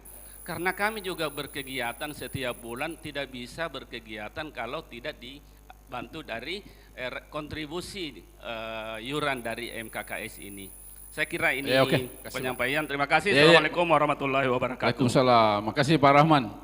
Masih ada? Ya, silakan Bu. Ya. Ya, silakan. Ya, jadi kita bersyukur ini karena ini guru tak banyak dibutuhkan oleh negeri. Berarti swasta itu lebih hebat dari negeri karena dia membutuhkan guru dari swasta. Saya kira begitu logikanya ya. Ya, silakan Bu, silakan. Assalamualaikum warahmatullahi wabarakatuh. Sebelum saya masuk pada pertanyaan, saya akan membalas pantun dari Pak Prof. Tapi kali ini saya bersair Pak, bukan pantun, syair. Hadir di hotel berapat koordinasi untuk membahas pengembangan edukasi. Mari kita membangun komunikasi agar tantangan ada solusi. Luar biasa Ibu Haji nih. Barangkali bisa disebutkan sekolahnya, ya, yayasannya dan saya dari Yayasan Ibu Haji, nama siapa? Bontoala, atas nama Andi Marlia. Andi Marlia. Ya. Ada beberapa hal yang perlu saya. Muhammadiyah ini, Muhammadiyah, Yayasan Muhammadiyah. Muhammadiyah Pak, Bontoala. Ya, Yayasan Muhammadiyah. Oke, silakan Bu Haji. Ada beberapa hal yang saya perlu sampaikan sebagai mewakili Bapak Ibu-ibu yang hebat dan sehat, yaitu mengenai P3K. Harapan kami itu P3K kalau bisa dikembalikanlah, kita kerjasama untuk mengembalikan ke sekolah masing-masing. Ya, kenapa? Saya tahu bahwa guru-guru juga yang mengajar di negeri itu tersiksa dengan harus beradaptasi kepada sekolah-sekolah itu. Kemudian kita juga ini sudah sehati. Ya, jadi perlu ada kebijakan atau kerjasama dari Dewan Pendidikan ini untuk bersama-sama mengembalikan itu. Kemudian kami ini dari SMP, dari MKKS swasta Pak, sudah melaksanakan satu kegiatan, yaitu literasi sastra. Alhamdulillah pelaksanaan pada bulan Maret itu, yaitu workshop literasi kami lakukan, dan sekarang ini sudah dalam keadaan pencetakan buku. Dan insya Allah kita akan launching dan bedah buku di bulan Oktober, yaitu pada Hari Bahasa. Saya berharap kepada Dewan Pendidikan untuk mendukung kegiatan kita ini agar SMP swasta bisa lebih maju dan merasa diperhatikan. Karena kegiatan kami ini tidak berhenti sampai di sini. Insya Allah kita akan melakukan wisata puisi. Dan itu tentu Dewan Pendidikan barangkali bisa memberikan bantuan-bantuan untuk pelaksanaan ini demi SMP swasta merdeka. Assalamualaikum warahmatullahi wabarakatuh. Waalaikumsalam. Terima kasih Ibu Haji. Ya, masih ada satu lagi Iya, silakan. Saya ada di belakang ya satu, iya. Ya, sebentar ini para pakar-pakar kita nanti akan menjawab. Ya, silakan. Ya, terima kasih Pak Moderator.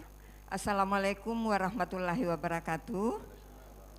Perkenalkan, nama saya Andi Suridahti, saya dari YP PGRI Makassar, Jalan Singa lokasinya.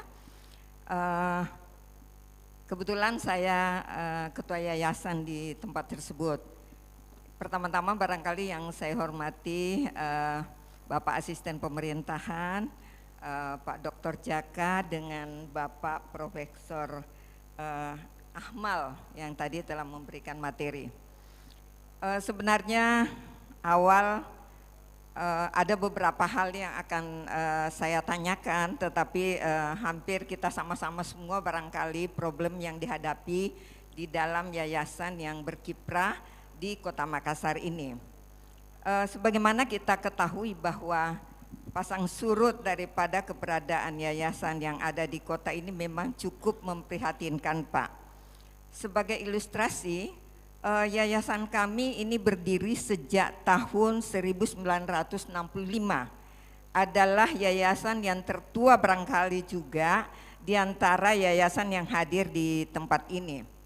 Jadi cukup lama, Pak, cukup lama. Dan itu sebenarnya sejak tahun 60 sudah didirikan yayasan ini, tetapi baru beroperasional itu pada tahun 65. Yang menarik daripada apa yang kita bahas pada hari ini, dan saya pertama-tama memberikan apresiasi kepada Dewan Pendidikan yang menyelenggarakan kegiatan ini. Sayang tadi Ibu Apiati saya sempat ketemu di depan, Pak, mengucapkan terima kasih karena ini adalah sebuah media yang bisa menjembatani kami terkait dengan beberapa persoalan-persoalan yang terjadi sekarang ini terhadap kami-kami yang ada di dalam pengelolaan yayasan pendidikan yang berada di Kota Makassar. Saya hanya singkat saja barangkali. Pertama, dengan memperhatikan rasio jumlah siswa usia sekolah, baik karena kebetulan di yayasan kami itu hanya mengelola sekolah di tingkat sekolah menengah SMP dan SMA atas, Pak, dan sekolah kejuruan 1 SMK yang terletak di Jalan Veteran atau Landak Baru. Nah, itu barangkali yang pertama. Saya hanya berharap kepada pemerintah daerah Kota Makassar untuk segera melakukan barangkali ya, Pak, kalau belum ada, tapi mudah-mudahan ini menjadi masukan, membuat kajian, Pak, untuk menghindari adanya sekolah-sekolah yang tidak bisa beroperasional karena tidak memiliki siswa. Jadi perlu dilihat rasio jumlah berapa usia pendidikan untuk SMP, SD, SMP, SMA itu yang kira-kira bisa kita juga cover dari sekolah-sekolah swasta, karena kita juga punya harapan kepada pemerintah memberikan kontribusi di dalam meningkatkan sumber daya manusia di Kota Makassar ini. Ya, itu barangkali yang pertama. Jadi mohon, Pak, jangan lagi menambah sekolah, barangkali lewat Bapak Asisten. Ini perlu menjadi bahan pertimbangan untuk kita sama-sama memperhatikan sekolah swasta. Yang kedua, mendapat perhatian yang sama. Saya rasa tadi juga ada beberapa teman kami yang telah memperhatikan ya, di dalam penyampaian tadi sebenarnya tidak ada diskriminasi antara sekolah negeri dengan sekolah swasta, tetapi dalam implementasinya itu kami rasakan sendiri seperti itu. Ya, ini yang saya lihat memang ini perlu menjadi bahan bagi kita semua, barangkali khususnya bapak-bapak yang ada di depan. Ya, kita berharap bahwa sekolah swasta ini juga menghindari konflik secara intern. Tapi alhamdulillah kalau kami di yayasan ini, kebetulan saya ini adalah penerus dari pendiri yayasan YPPGRI Makassar yang dulu sebenarnya ini yayasan pendidikan guru ya, awal dia punya nomenklatur, tetapi dengan adanya organisasi Persatuan Guru dirubah menjadi Pejuang Guru, karena memang itulah cita-cita pada saat itu para pendiri kami.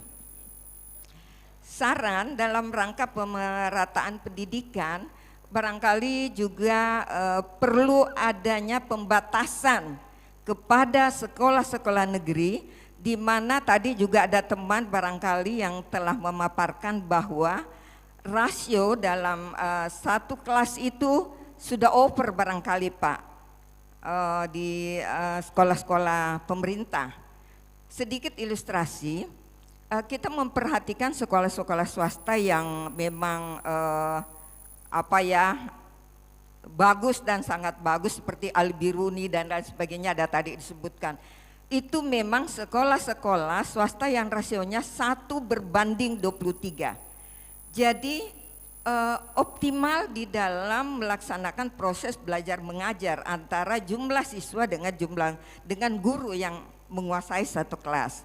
Ini juga barangkali saran, sehingga ada sekolah negeri saya dengar itu sampai rasionya 1:36, 38. Ini tidak efektif, Pak. Cobalah berbaik hati sedikit memberikan juga kepada swasta. Karena itu yang menjadi keluhan kami, sehingga dengan rapat koordinasi ini menjadi ajang unek-unek kami juga sampaikan. Sekilas informasi, kami di Yayasan Khusus Sajak Lingkup SMP itu sekarang hanya bisa menerima 50% dari tahun kemarin perbandingannya dengan tahun 2023. Pak, itu sedikit gambaran saya berikan bahwa beberapa SMP yang ada di yayasan kami itu karena ada 5, itu misalnya Pak ya, tahun kemarin itu 46, sekarang 33 ya alhamdulillah masih bagus. Jumlahnya secara keseluruhan 255 itu hanya 190, tapi ya syukurlah masih ada. Ini yang saya juga pikir mungkin ada kaitannya dengan pembatasan kelahiran yang diprogramkan pemerintah, tetapi dengan memperhatikan dan informasi yang kami dengar, sekolah-sekolah pemerintah yang ada di Kota Makassar ini sudah overload. Ya, artian rasionya itu sudah tidak stabil lagi. Mungkin itu Pak yang dapat kami sampaikan, dan yayasan ini juga kan memang bukan profit yang kami buru Pak ya, bukan profit. Jadi seperti itu barangkali ini tadi sudah dikemukakan dari teman-teman. Sekian dan terima kasih Bapak Moderator. Wassalamualaikum warahmatullahi wabarakatuh. Waalaikumsalam warahmatullahi wabarakatuh. Ya, ini masih ada? Satu lagi? Hah? Satu ya di belakang. Silakan belakang sekali. Ya.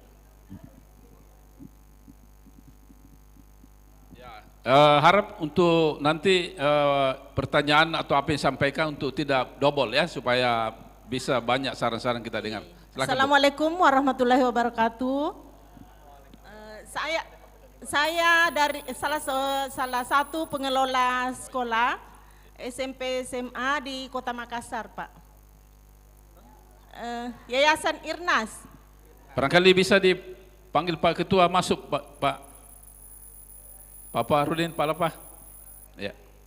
Ya silakan Bu, silakan. Ya, saya pendek saja Pak, langsung pertanyaan. Ya.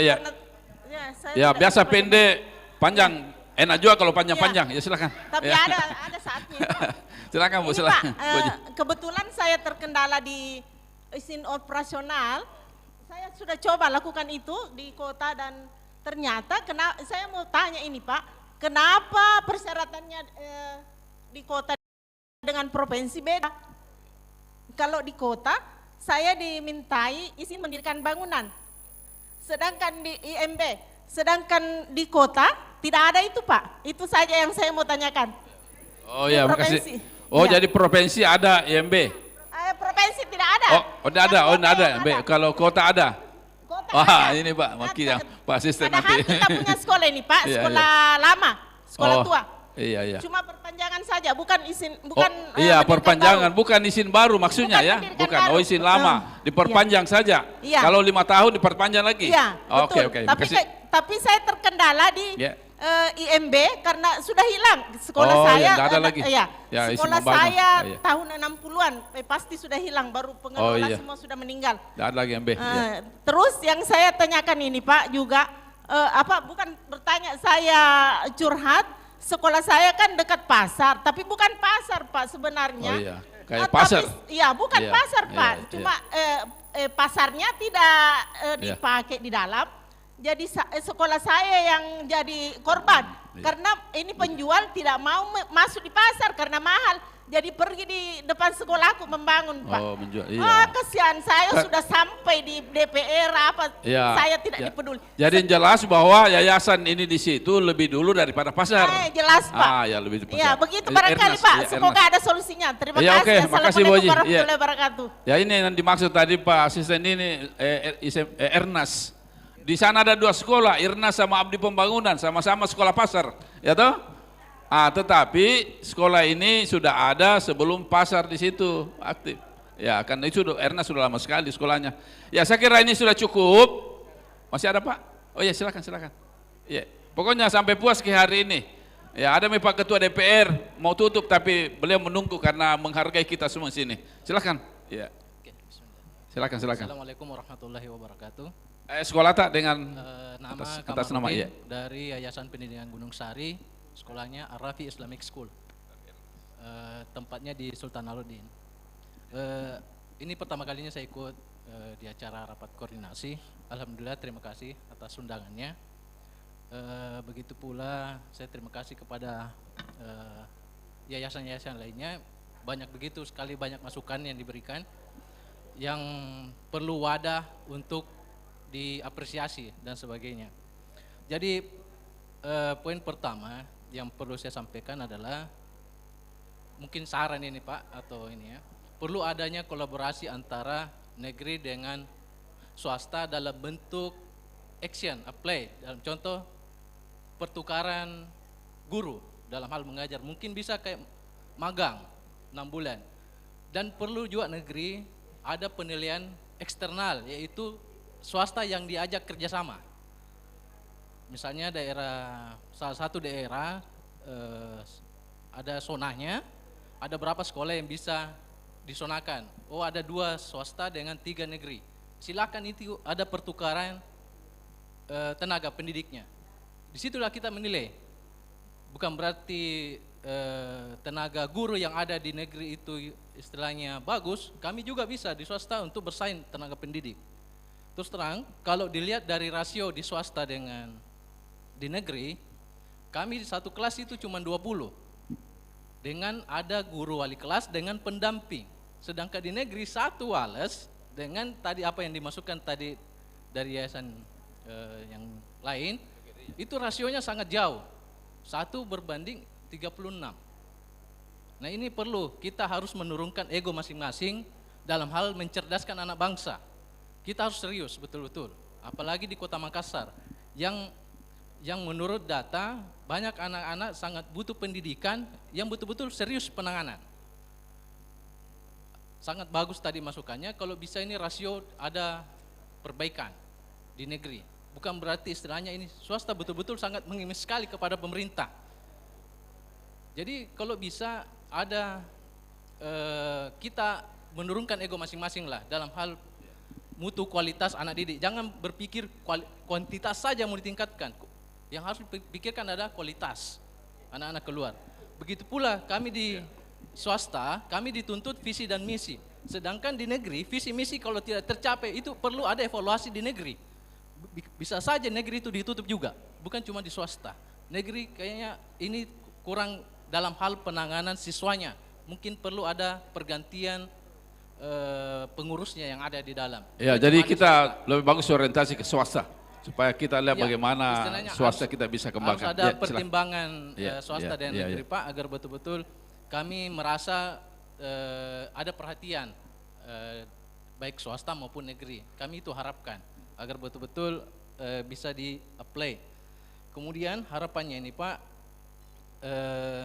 jangan sampai cuma pertemuan sekali setahun ini yang kita harus lakukan, bisa kita lakukan dalam bentuk mungkin sudah rutinitas yang Bapak tadi maksudkan, bahwasanya ada perwakilan pihak swasta yang bisa mengakomodir kami.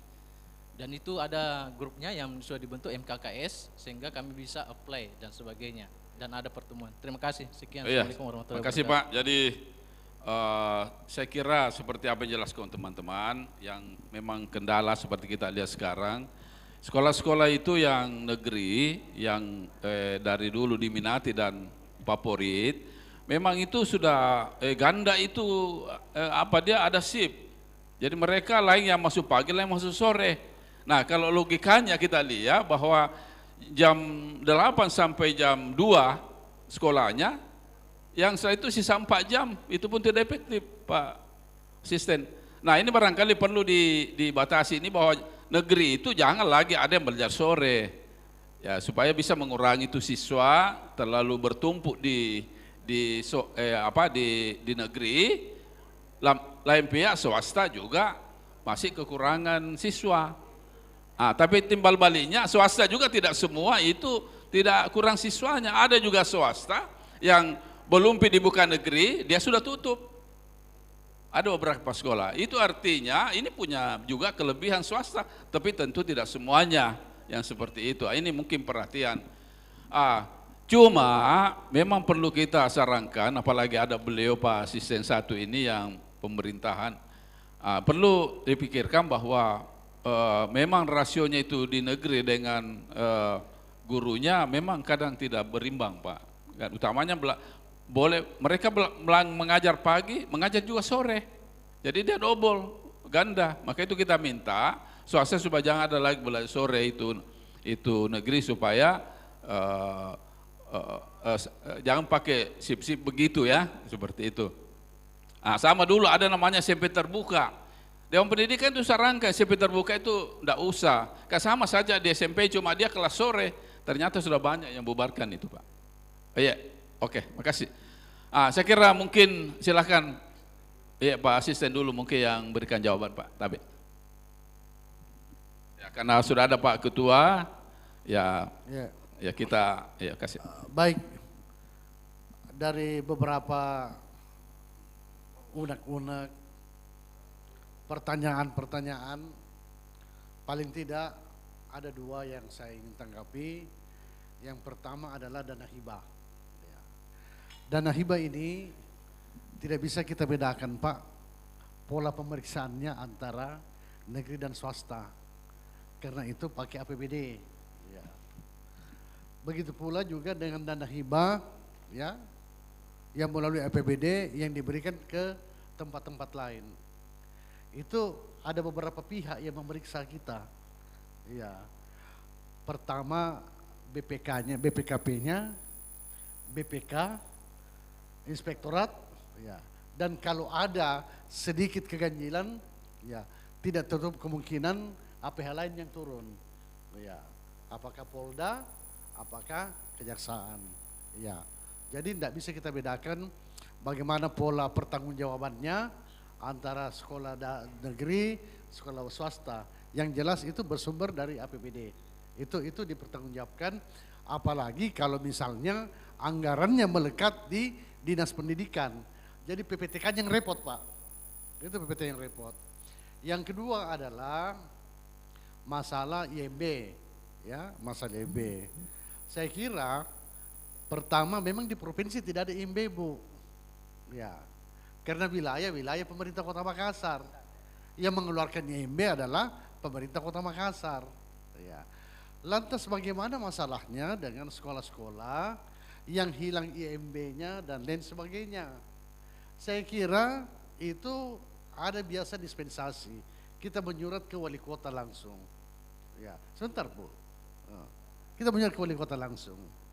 Tetapi namun itu dengan menyimak semua pertanyaan-pertanyaan baik yang ditujukan kepada pemerintah kota maupun yang tidak ditujukan pemerintah kota, harapan saya begini. Rapat koordinasi ini tinggallah sebuah rapat koordinasi. Bila mana tidak ada tindak lanjutnya. Betul, Pak? Begitu.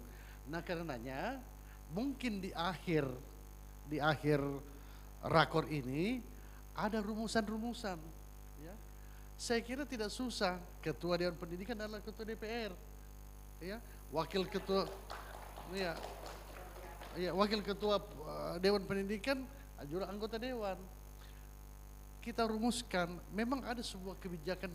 Memang untuk sesuatu kita butuhkan memang biasanya keputusan-keputusan yang bersifat politis, Pak. Nah, karenanya Dewan Pendidikan memasukkan ini, merumuskan ini, lantas kita duduk bersama antara, ya, eksekutif, legislatif, dan Dewan Pendidikan. Ya, apalagi ini menyangkut banyak, kalau saya mendengar tadi banyak menyangkut tentang masalah bantuan dan lain sebagainya. Ujung-ujungnya masalah penganggaran. Iya. Nah, tidak bisa juga kita di eksekutif begitu saja, Pak. Tidak. Tetapi tentu bisa ada hearing, ada apa. Nah, kalau ada rumusan-rumusan yang kita keluarkan pada hari ini, hasil daripada rapat koordinasi pada hari ini kita bawa ke lanjut, Pak. Baru kita duduk bersama. Sehingga ada pemahaman yang sama antara eksekutif, legislatif. Dalam hal ini, inilah yang diperjuangkan oleh Dewan Pendidikan. Saya kira itu, Pak. Ya. Lantas memang juga sekarang tabe masalah pemakaian APBD ini memang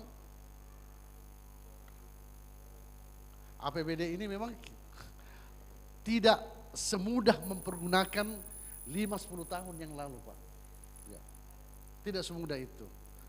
Nah, karenanya hal-hal yang bersifat teknis tadi, ya, masalah rasio dan lain sebagainya, Pak Kadis, nanti Pak Kadis yang jawab masalah-masalah teknis. Tetapi dari saya, Pak, seorang asisten, bagus kita melahirkan sebuah rekomendasi. Kita lahirkan sebuah rekomendasi pada hari ini sebagai hasil dari rapat koordinasi Dewan Pendidikan, kita bawa diundang eksekutif legislatif. Saya kira begitu, Pak. Ya, adapun hal-hal yang teknis tentang ada sekolah pagi, sekolah sore, ya, dan lain sebagainya, kebetulan Kadis Pendidikannya sudah ada bersama-sama kita di tempat ini. Terima kasih. Ya, terima kasih Pak Asisten.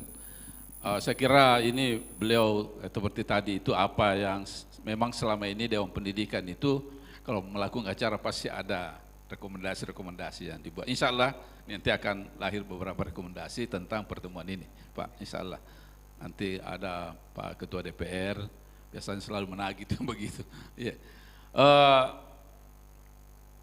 Mungkin dari Pak Prof. Ya. Ya, silakan. Makasih.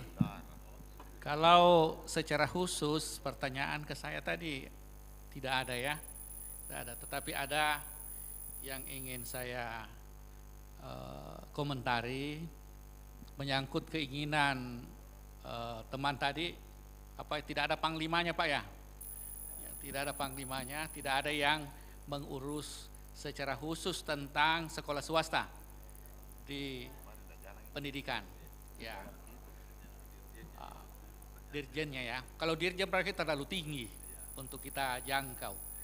Mungkinkah ada kabit yang khusus menangani atau melayani sekolah swasta pada dinas pendidikan?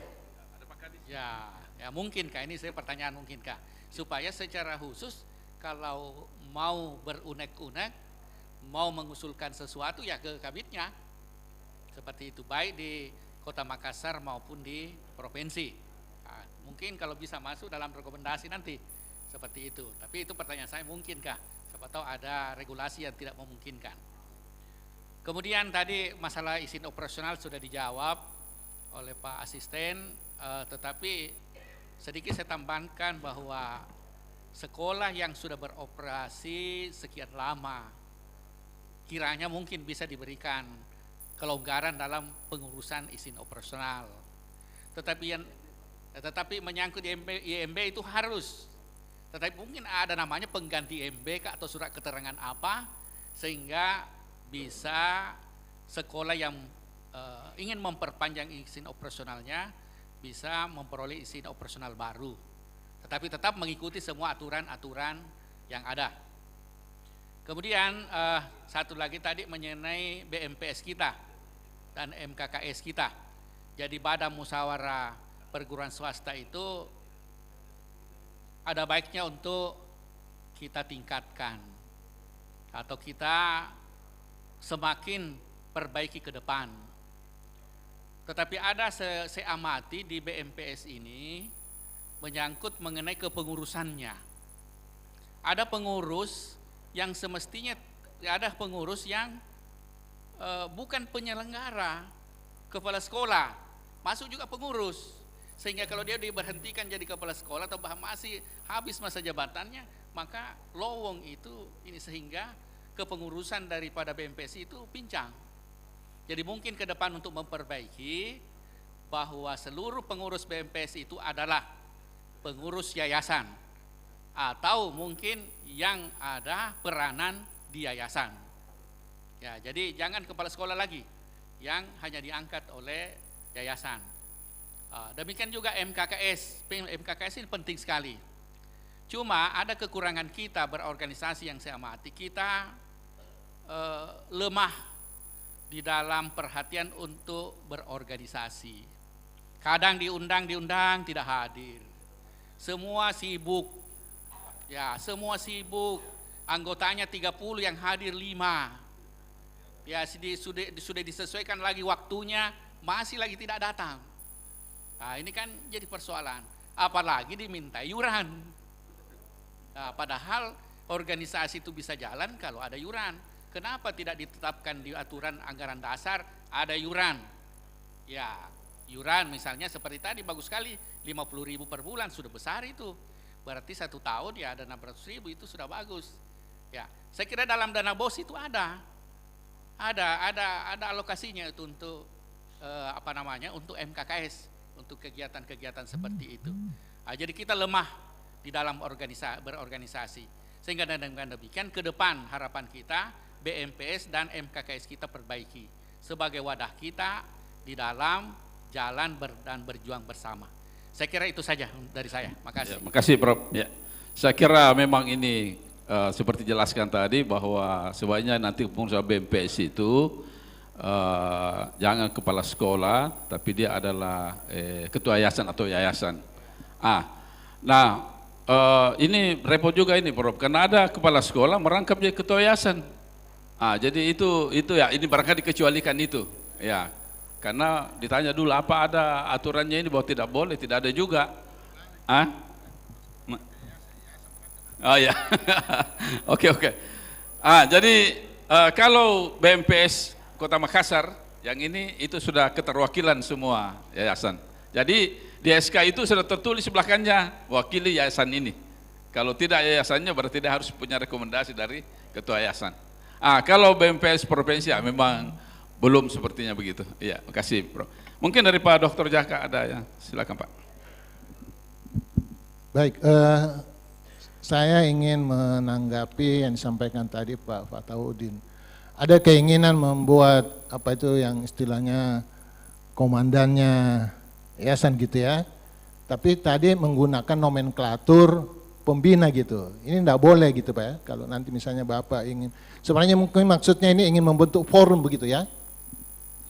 Wadah gitu, yayasan dalam suatu forum, tapi nanti kalau ini digagas Pak, jangan Bapak yang paling atas itu Bapak menggunakan nomenklatur atau istilahnya pembina, karena itu bertentangan dengan undang-undang yayasan gitu nantinya. Tapi kalau misalnya dalam bentuk penasehat atau apa gitu, yang tidak ada di dalam sebutan organ yayasan itu, gitu ya, itu saran saya.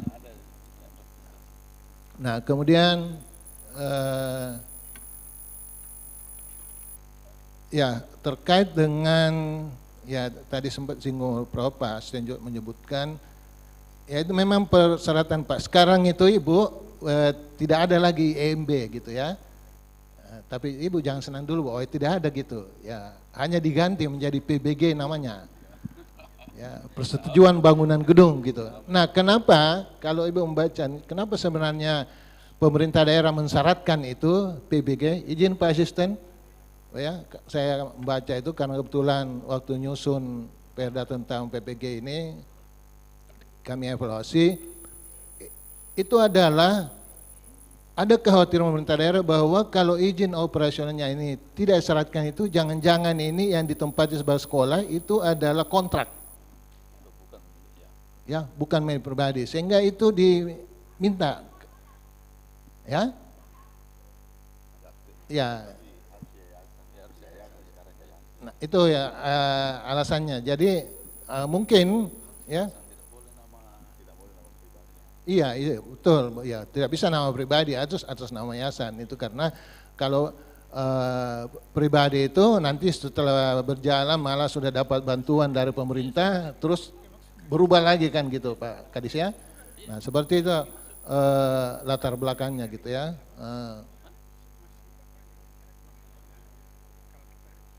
Ya, kemudian ya tadi ada dari KMSS dan tapi saya sependapat sebenarnya dengan Ibu gitu ya, disampaikan tadi bahwa kalau ada guru dari sekolah swasta yang, nah ini kebetulan ada Pak Kadis mungkin menjadi perhatian, lolos masuk ke P3K ataukah dia sebagai PNS, mungkin sebaiknya itu penempatannya dikembalikan ke sekolahnya aja gitu, sebagai pinjaman gitu ya, atau jadi itu adalah salah satu kontribusi ke sekolah swasta oleh pemerintah daerah gitu kan, ya, ya kan ini hanya penempaan saja, masa pembiayaannya kan sama kalau negeri. Nah memang karena ini juga beberapa waktu yang lalu Pak, waktu kami rapat dengan BKN, ini yang sering kita kritik kepada BKN. Kenapa? BKN itu di dalam menyusun ya kebutuhan pegawai formasi menggunakan prinsip pemerataan. Padahal itu keliru. Yang mestinya dipakai adalah konsep distribusi. Gitu Pak ya. Jadi misalnya sekolah A itu sebenarnya dia hanya butuh ada 3, di sekolah B butuh 5, tapi ini kadang-kadang diberikan formasi misalnya ke pemerintah kota dengan pembagian itu yang tidak proporsional. Nah sehingga ini yang menyebabkan kadang-kadang ada sekolah yang gurunya cukup banyak dengan rasio yang tidak berimbang seperti tadi disampaikan oleh Ibu dari Yayasan PGRI gitu ya. Nah ini mungkin juga Pak Kadis ada masukan Pak, ini mungkin perlu mendapat perhatian, saya memediasi saja karena Pak Kadis baru hadir, terkait dengan rasio guru murid Kadis ya. Nah sebenarnya kalau pemerintah daerah konsisten dengan SPM, saya kira sebenarnya tidak terlalu masalah kan jadinya Pak. Standar pelayanan minimal ditetapkan bahwa di dalam satu kelas misalnya rasionya itu 1:30, ini ditaati, maka ini tidak akan menjadi masalah. Tapi ini kadang-kadang kan dilakukan pelampauan gitu. Oh, sehingga apa? Kadang-kadang pemerintah daerah minta rekomendasi lagi bahwa bisa menambah dari SPM itu pelewatannya. Sehingga sebenarnya kalian lakukan ya, selisihnya itu bagi-baginya ya bagilah ke swasta gitu. Gitu ya. Nah seperti itu mungkin. Ya, sehingga juga rombelnya tidak perlu ditambah gitu. Nah karena kemarin juga muncul berita-berita bahwa ada penambahan rombel sehingga apa? Kadang-kadang perpustakaan, laboratorium dipakai menjadi ruang belajar gitu. Nah ini kan juga merubah atau nanti menyebabkan kinerja daripada sekolah itu akan berubah. Karena misalnya kalau laboratoriumnya tidak ada lagi, perpustakaannya tidak ada, ini bagaimana gitu. Nah ini yang perlu mungkin juga mendapat perhatian gitu ya.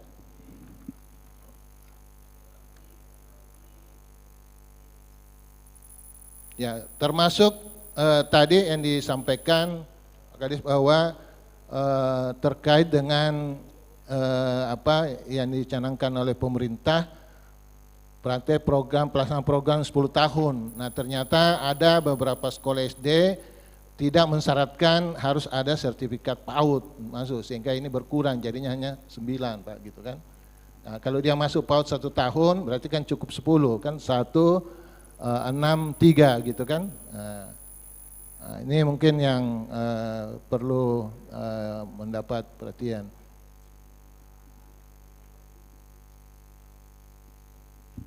Ya, saya kira itu dari saya, Pak Direktur. Terima kasih. Kasih Pak Dokter Jaka. Saya kira apa yang disampaikan oleh para narasumber tadi, jawaban-jawaban dari Bapak sekalian, saya perlu mungkin mengulas sejenak Pak Kadis, bahwa ini ada berkembang tadi tentang bagaimana jumlah siswa yang ada di negeri itu sangat lebih ini dibanding dengan, sehingga banyak sekolah-sekolah swasta yang tidak mendapatkan siswa. Itu satu diantaranya mungkin yang terangkat tadi forum ini. Kemudian P3K guru-gurunya mereka itu diambil, kemudian tempatkan yang lain, kenapa bukan seperti apa yang dijelaskan oleh Pak Dr. Jaka. Saya kira sebelum kita masuk penutupan, Pak Ketua sudah ada di luar untuk siap menutup, tapi mungkin ada waktu sedikit untuk Pak Kadis, Pak. Ya, silakan Pak Kadis. Ya, barang pendek sekali kalau 10 menit. Ya. Bismillahirrahmanirrahim. Assalamualaikum warahmatullahi wabarakatuh. Selamat siang, salam sejahtera untuk kita semua. Yang saya hormati Ketua Dewan Pendidikan Kota Makassar dan seluruh pengurus. Di sini hadir semua, ada Pak Prof.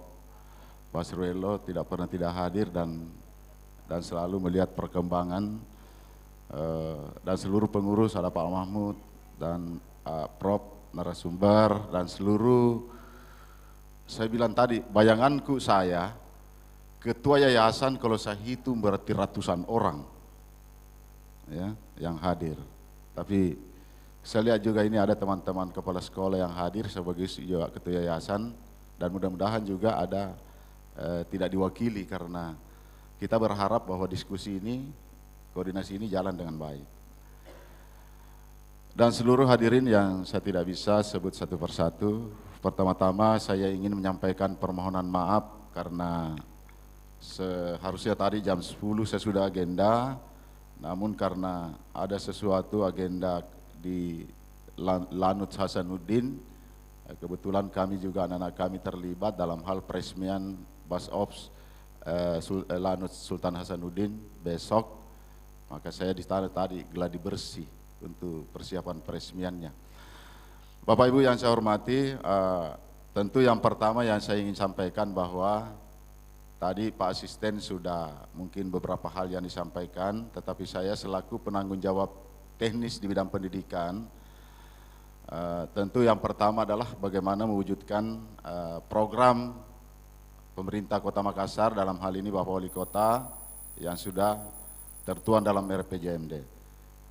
Ada 3 program di situ yang selalu sampaikan, revolusi pendidikan, semua harus sekolah. Yang kedua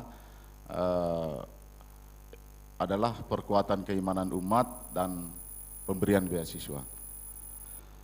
Nah, tentu hari ini sebenarnya ada beberapa hal yang saya ingin sampaikan, dan termasuk koreksi yang kami hadapi, termasuk tadi yang disampaikan, sebenarnya itu tidak perlu ada. Kalau kami tidak perlu, karena komunikasi layanan kami terbangun, siapapun, karena saya lihat juga, mohon maaf kalau ada sekolah swasta, karena saya lihat ada badan musyawarahnya juga sekolah-sekolah Kristen itu aktif ke saya untuk melakukan koordinasi. Ya, non ya. Kedua, saya rasa bahwa itu komunikasi harus bangun. Nah, saya terus terang, kalau jujur saya katakan, MKKS swasta itu khususnya di bawah naungan kami itu, SMP itu jalan dengan baik. Cuma memang butuh dukungan dari yayasan, terus terang ya. Cuma mungkin ada yang hadir kepala sekolah, lebih baik saya buka ini Pak, karena kalau program MKKS itu bagus sekali. Komunikasi, hal-hal yang dilakukan, dan selalu saya hadiri dan saya dukung. Dan mungkin butuh nanti dukungan dari yayasan. Karena kalau saya mengundang kepala sekolah terkait dengan apa yang kita lakukan, tentu kan berbeda, maka ke depan saya selaku Kadis Pendidikan mungkin nanti berdua undang Bu. Sekaligus kita bahas apa yang menjadi persoalan tadi. Karena banyak hal kita tidak perlu kenapa bisa begini, artinya kita harus duduk bersama. Komitmen kami selaku Kadis Pendidikan Kota Makassar, bahwa di dalam penerimaan PPDB itu kami buatkan portal, menu pilihan. Tetapi yang menjadi persoalan bahkan itu adalah suatu kewajiban tidak keluar kartu pendaftarannya kalau tidak dipilih sekolah swasta. Iya, cuma ini kan tidak jalan dengan baik. Tentu kita harus bisa mengevaluasi. Tentu gampang sih saya kalau sama dengan, kalau kita mau kelola dengan sama dengan sekolah negeri, saya bisa atur. Kalau itu saya atur dengan baik. Tetapi kan di sisi lain sekolah swasta adalah kami memahami. Pertama adalah swasta penuh. Kemudian kan kalau dana BOS saja untuk itu, kan kalau di aturan dana BOS itu tidak dibenarkan kalau ada lagi pungutan, jadi itu saya tidak berlakukan di Makassar. Saya anggap bahwa dana BOS itu merupakan adalah itulah sumbangsi perhatian pemerintah terhadap sekolah-sekolah swasta. kan tidak semua kami memahami tentang kondisi masyarakat Makassar. Nah tentu kemarin di PPDB terus terang itu kita harus saya kasih supaya kita merunduk. Kenapa sih seperti ini? Saya secara jujur sesuai dengan SPM kami bukakan, saya sudah memprediksi bahwa 9.000 itu di sekolah swasta. 13.000 itu sekitar kan 21.000 ya. 12.000, 13.000 ini di sekolah negeri Pak. Ya di SMP, saya bicara SMP dulu. Nah setelah kami melakukan kemarin, setelah proses PPDB berjalan, semua kuota itu adalah banyak sekolah yang tidak terisi. Nah memang kita sebut selama ini yang selalu dipilih, maka saya tekan di situ. Yang dipilih-pilih maunya SMP 6. Maunya ini. Pada saat ini perlu fenomena saya sampaikan persoalan-persoalan supaya ini tidak jelas kenapa, bukan menambah, bukan apa. Proses sonasi kami sampaikan kepada seluruh masyarakat pada saat sonasi pertama itu sudah beberapa memang 50% saja anak dan orang tua harapkan untuk mendaftar di sekolah yang dekat dari rumahnya. Maka pada saat itu saya rapat dengan kepala sekolah, jangan diisi itu. Karena ada strategi kami untuk dalam hal ini pasti akan kembali. Maka pada saat non-sonasi saya buat, itu akhirnya nanti itu yang tadinya saya ambil jalur solusi, itu tadi yang lulus di sonasi kembali mengisi. Terima kasih karena saya tidak akan ada kami halangi tentang itu. Maka yang perlu kita, kenapa saya selalu terus terang itu, sebagai kadis pendidikan saya jadikan motivasi rujukan untuk pengimbasan kepada sekolah-sekolah negeri belajar kepada sekolah swasta. Karena kalau kita mau bicara kualitas, jujur saya bilang kualitas swasta lebih baik daripada sekolah negeri. Iya. Dan saya bisa buktikan Bapak dan Ibu sekalian, sekolah swasta, program pemerintah, program guru penggerak, yang banyak menjadi sekolah guru penggerak adalah guru-guru yayasan. Program sekolah penggerak, yang banyak sekolah penggerak adalah sekolah-sekolah swasta. Oleh karena itu saya minta kepada kita semua, inilah yang kita mau benahi. Saya bersyukur kalau ada kritikan seperti ini, karena ini yang kita mau perbaiki ke depan. Pendidikan itu tidak bisa. Saya tidak pernah berbicara tentang status dalam pendidikan, tapi saya selalu katakan bahwa kami akan berbicara tentang generasi atau anak-anak kita di Makassar, tidak ada swasta, tidak ada negeri, tapi bicara tentang kualitas pendidikan. Itu yang selalu saya sampaikan. Ya, swasta bagus. Tapi saya minta tolong Bapak dan Ibu sekalian, saya terus terang itu banyak yang saya atasi anak putus sekolah dari swasta. Ini lebih kita saling koreksi-koreksi. Karena begini, ada anak mungkin masuknya masuk, tapi ada yang sampai tertahan ijazahnya karena belum selesaikan. Nah orangnya kadang tidak mampu. Ini juga kami butuh hal yang seperti ini karena kami ada namanya program beasiswa. PIP itu nanti kita harus duduk bersama. Kalau saya nanti ini operatornya setiap sekolah, yayasan tolong ini PIP dikawal baik. Kalau ada anak yang tidak mampu, kasih masuk lewat situ, baru kita bantu dengan program beasiswa. Ya, kita harus duduk. Jadi kami ingin dinas pendidikan ini bangun koordinasi dengan baik. Jadi tidak perlu untuk apa sih struktur ada yang membidangi kalau tidak jalan dengan baik. BMPS saja saya tahu betul itu BMPS Badan Musyawarah Perguruan Swasta. Ini dulu jiku rasa ini ada waktu masih Kanwil dulu, sekarang ini hilang. Menurut saya mungkin tetap ada, tapi ini tidak. Ayo kita, bisa sih barangkali yayasan kita kembangkan kembali ini supaya kita bisa duduk bersama. Ya. Yang kemudian yang paling penting terkait dengan isi operasional. Dulu memang tidak ada. Mau dikontrak mau apa, yang penting ada mendirikan. Sekarang ini pemerintah, jadi harus jelas itu yayasan. Saya terus terang Bapak dan Ibu sekalian, ini memang perlu menurut kami karena sekarang ini antara biasa yayasan ada dua kubu di sini mengklaim, nah ini yang susah juga. Karena terkadang ada mengatakan ini kan pribadi saya di Anan, makanya itu diluruskan di situ ada sekarang syaratnya untuk itu. Kan tidak ada masalah Pak, IMB-nya kalau tidak ada kan ada solusi untuk itu semua. Ya. Untuk meluruskan dari dalam status juga di situ alasannya apa semuanya betul-betul itu adalah yayasan.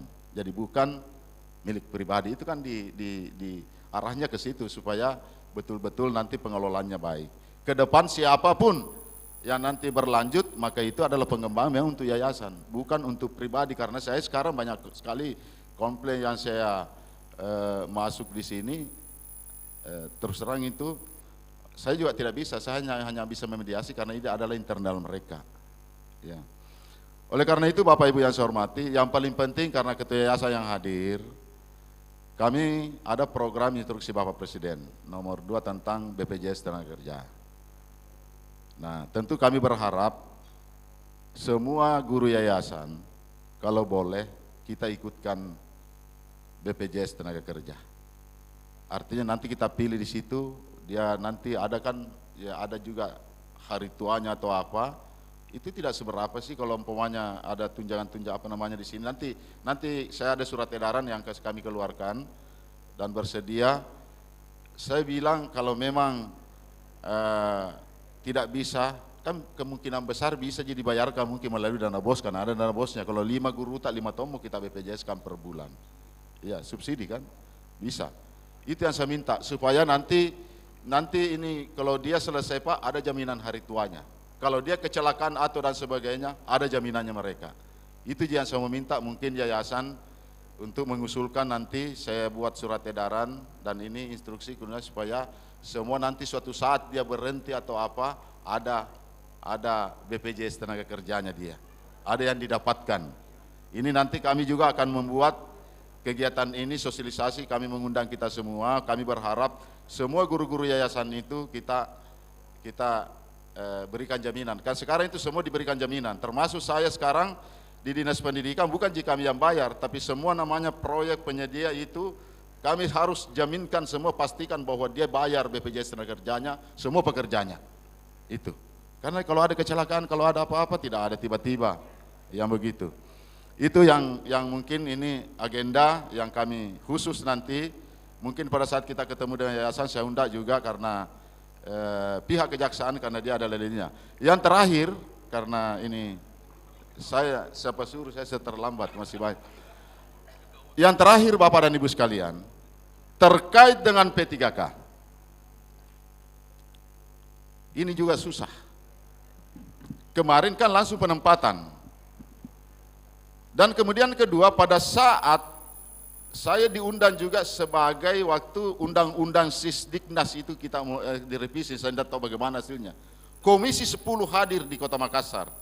Saya ajukan, kebetulan wakil ketua Komisi 10 mantan juga, guru, kas guru dan yayasan dulu, itu dia ingat. Pak Kadis dulu itu Komisi 10 DPR RI. Dulu itu ada kan sekolah, saya bilang betul Pak. Dulu waktu sebelum undang-undang Sisdiknas ini ada, itu ada namanya guru DPK. Makanya saya minta itu kemarin direvisi. Itulah yang saya ajukan di undang-undang Sisdiknas tentang tenaga kependidikan, tenaga pendidik dan kependidikan. Saya tidak tahu hasilnya bagaimana sekarang. Karena itu yang saya ajukan. Kemarin waktu ini selalu saya ajukan. Ini Pak, saya sampaikan bahwa kita harus memberikan apresiasi terhadap kalau tidak ada masyarakat menyelenggarakan sekolah swasta tidak akan mampu menyelesaikan. Nah itulah yang saya ajukan itu Pak. Bisa kita mungkin beberapa kali itu diundang kami tentang ini, selalu itu saya bicara tentang itu. Karena supaya kalau saya pikir kalau kami sumbangsi nanti masuk guru negeri di situ atau guru P3K digaji oleh APBN, maka tentu juga bisa saja sekolah swasta itu menjadi gratis. Karena gurunya kan yang besar sebenarnya itu biaya tenaga pengajar Pak. Dan bahkan saya bilang dana bos saja tidak cukup untuk membayar guru-guru yayasan. Makanya memang tidak salah kalau dia melakukan pungutan dan dia itu otonominya mereka. Kami tidak halang. Sepanjang bahwa ini. Jadi itu tadi. Silakan. Jadi P3K itu inginnya kami memang seperti itu pemerintah daerah, tapi aturan yang seperti itu. Walaupun tadi dikatakan BKN begini sesuatu pemerataan.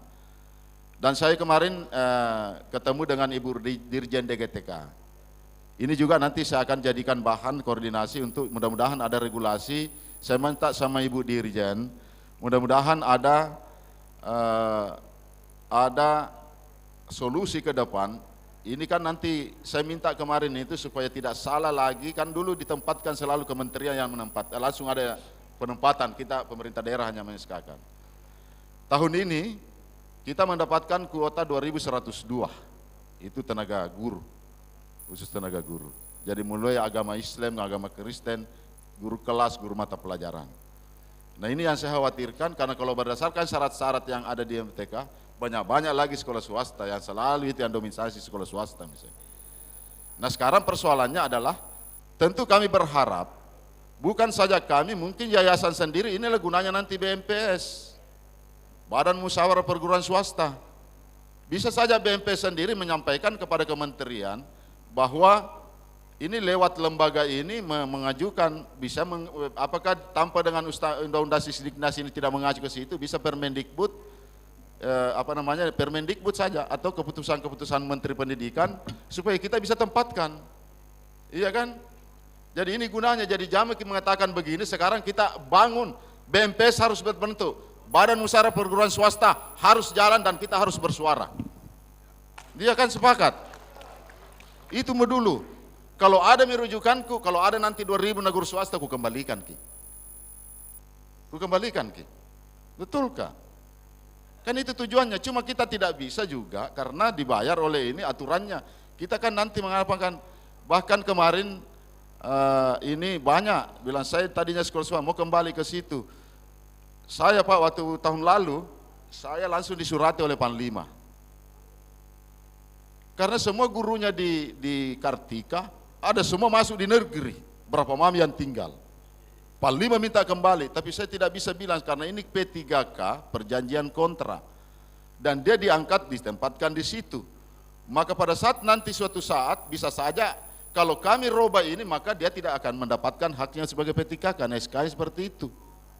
Dan begitulah pertimbangan teknisnya juga dari BKN. Ini barangkali yang perlu kita pikirkan bersama. BMPS ini harus jalan. Maka saya bersama dengan Ketua MKKS itu juga kemarin saya sampaikan, ayo kita buat rekomendasi bersama, tapi harus yayasannya juga, jangan sampai kepala sekolahnya yang yayasannya, karena harus diperkuat. Yang lebih kuat itu adalah BMPS, Ketua Yayasan. Ya artinya kita juga bisa bentuk. Sebenarnya BMPS itu kan semua perguruan itu ya semua di situ, mulai dari PAUD sampai dengan SMA. Karena kami juga mau buat role model supaya dalam hal BMPS ini semua jadikan role model untuk supaya provinsi nanti tidak berbicara kewenangan Pak. Saya kan bawa belurka juga kemarin, orang tua mengeluh, ini kami warga Makassar, warganya wali kota Makassar, kenapa kami tidak bisa masuk SMA? Iya kan? Jadi itu, kenapa BMPS kita mau supaya itu sistemnya di BMPS, pengelolaannya, itu yang kita mau pelajari. Kita coba, kita bisa bangun komunikasi dengan baik, kita koordinasi dengan baik. Maka Bapak dan Ibu sekalian, tentunya saya berterima kasih kehadiran kita semua. Dan insya Allah saya juga akan mengundang semua nanti, karena ini sebenarnya saya sudah agenda Pak. Aula, kalau aku sudah selesai aula dinas pendidikan, saya undang semua ketua yayasan, saya mau memang banyak berdiskusi. Saya mau banyak berdiskusi. Saya banyak berdiskusi. Bahkan dalam perkuatan keimanan umat, kemarin saya ada kebijakan dalam PPDB itu Pak. Jadi saya tidak mengatakan bebas memilih sekolah. Saya tidak sebut negeri dan swasta. Anak tahfiz 5 juz itu kemarin saya minta bebas memilih sekolah, dan memang ternyata ada. Bahkan kemarin ada 7, ada 8. Dan begitu saya dapatkan seperti itu, saya minta semua kepala sekolah, kalau ada anak yang 1 juz, ambil itu anak, tidak usah milih lagi langsung ambil. Karena kami mau ada program di situ, itu menjadi nanti bentukan program supaya menjadi motivasi yang lain. Artinya satu bisa menjadi besar. Ya. Dan termasuk prestasi-prestasi semua, kami memberikan nanti di situ bukan hanya sekolah negeri dan pemerintah, tetapi prestasi anak kalau swasta itu yang kami berikan. Kemarin kan pemberiannya seperti itu. Prestasinya anak, bakatnya, kemarin kami sudah O2 ASN, sudah Olimpiade, sains apa dan semua, itu anak yang tingkat kota, pasti bisa kasih penghargaan sebagai beasiswa untuk pemerintah Kota Makassar. Itu. Jadi ini Bapak dan Ibu sekalian, yang saya hormati tentu kita banyak duduk ke depan, kita banyak berdiskusi. Saya kemarin itu mengundang waktu PPDB, insya Allah ini evaluasi PPDB ke depan, tetap itu yang saya pakai. Sepanjang masih saya dipercaya jadi Kadis Pendidikan, maka menu itu karena ini namanya mudah-mudahan sehat ya. Menu itu saya tidak akan hilangkan, dan itu menjadi percontohan kenapa saya waktu kemarin persentase di Pak Dirjen itu dia sampaikan justru ini yang benar, karena di dalam Permendikbud itu ada jelas di dalam satu pasal di dalamnya penyelenggaraan sekolah swasta, masyarakat diselenggarakan, maka kami sama-sama. Cuma yang menjadi persoalan tentu juga teman-teman yang sudah jalan, karena ini juga banyak protes Kak, ada yang sudah mendaftar duluan, banyak sekali sudah selesai pendaftaran. Bahkan saya lebih susah Kak mengurus di situ yayasan kalau sudah full nih Pak, dibilang tidak bisa nih Pak Kadis. Nah susah ini. Nah, ini ada yang begitu. Jadi sekolah swasta itu kayak Telkom. Di Telkom itu kalau saya ditelepon orang tua, Pak anakku godong, ini belum Pak Kadis minta tolong karena kenal, bukan ku kenal, ada aturannya mereka. Tapi kan belum Pak Kadis ini penerimaan Kak. Memang belum, tapi kan sudah selesai penerimaan. Tutup dia. Tapi saya tidak bisa melarang karena itu haknya otonominya mereka. Yang kemudian yang kedua, saya berterima kasih karena ini sudah tampung nih. Berarti tidak putus mina anak sekolah. Saya kan yang pikirkan sekarang bagaimana anak tidak sekolah. Itu yang saya lakukan. Demikian Bapak dan Ibu sekalian, terima kasih. Sebenarnya banyak hal yang saya ingin sampaikan tentang ini. Banyak hal juga yang kami ingin jawab tentang bagaimana proses pendidikan dan bagaimana wajah pendidikan Kota Makassar ke depan. Itu juga banyak hal yang kami sampaikan. Tetapi insya Allah, saya sebagai Kadis Pendidikan Kota Makassar, saya harapkan kehadiran tak semua nanti, kita bisa berdiskusi tentang sekolah-sekolah swasta. Itu yang paling penting, karena kalau tanpa dengan sekolah swasta, tentu pemerintah kota tidak akan mampu. Pasti nih, karena saya pikir puluhan ribu juga anak mau dikemanakan. Sama juga sekarang Bapak dan Ibu sekalian, terkait dengan ini SD saja itu saya sekarang sudah sementara kaji semua kemungkinan besar, dan saya sudah laporkan Bapak pimpinan, tapi jadinya kapan, yang pasti bahwa tidak ada lagi nanti sekolah SD itu di Makassar namanya kompleks. Saya langsung jadikan satu manajemen. Ini juga yang bikin ribut-ribut juga, bikin setengah mati. Ya. Jadi tidak ada Pak. Coba lapangannya hanya 10 kali 20, 3 sekolah di dalam. Iya kan? Kalau saya jadikan satu kompleks, saya atur manajemen dengan baik, bisa saja nanti guru-guru di sini yang lebih bisa saya bawa ke swasta. Karena kalau saya tata ini pasti guruku juga kurang nih. Karena saya harus menata dengan itu. Iya. Mungkin demikian, terima kasih. Wabillahi taufiq wal hidayah. Wassalamualaikum warahmatullahi wabarakatuh. Waalaikumsalam warahmatullahi wabarakatuh. Ya, tepuk tangan dulu untuk Pak Kadis. Ya, Bapak-bapak sekalian, para pimpinan yayasan yang hadir, itulah tadi beberapa narasumber yang sudah kita dengar, dan kita harapkan nanti bahwa dalam ini ada hasil-hasil rumusan kita, dan nanti kita ajukan ke yang ke DPR kemana nanti sebentar untuk menjadi catatan apa sebenarnya masalah itu swasta. Tadi sudah banyak dikemukakan, kebetulan Pak Ketua DPR juga sebagai Ketua Dewan Pendidikan hadir, dan insya Allah sebentar dia akan tutup acara kita ini. Dan saya ucapkan terima kasih kepada semua narasumber, Pak Prof. Akmal Umar hadir, Pak Asisten 1 tadi Pak Ketua hadir, kemudian Pak Kadis, Pak Dr. Jaka, ahli hukum kita juga sudah memaparkan semuanya. Dan saya kira ini, ya, jadi Bunda tadi, Dr. Raja Apiati juga sudah membuka tadi awal kegiatan ini, dan sekaligus kepada juga Bapak-Bapak Ibu sekalian saya ucapkan terima kasih atas kedatangannya, dan saya kepada Pak Ketua, saya persilakan dengan hormat untuk menutup acaranya. Terima kasih Pak Ketua. Kalau menutup dan membuka saya juga jago Pak. Bismillahirrahmanirrahim, izin saya berdiri. Bismillahirrahmanirrahim. Assalamualaikum warahmatullahi wabarakatuh. Selamat siang, salam sejahtera untuk kita semua. Dan saya hormati para narasumber, hadir Pak Kadis Pendidikan. Di sini juga ada Prof. Akmal, terima kasih Prof. Pak Dr. Jaka, para ketua yayasan, Ibu Yeni, Wakil Ketua Dewan Pendidikan, dan para kepala sekolah swasta. saya datang ini membatalkan acara khusus mau datang Pak, karena saya pendukung sekolah swasta. Kenapa? Anak saya hari ini dua-duanya sekolah swasta.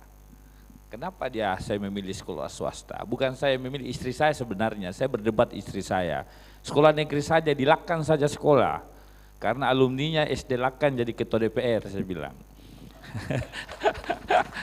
Tapi istri saya maunya sekolah swasta.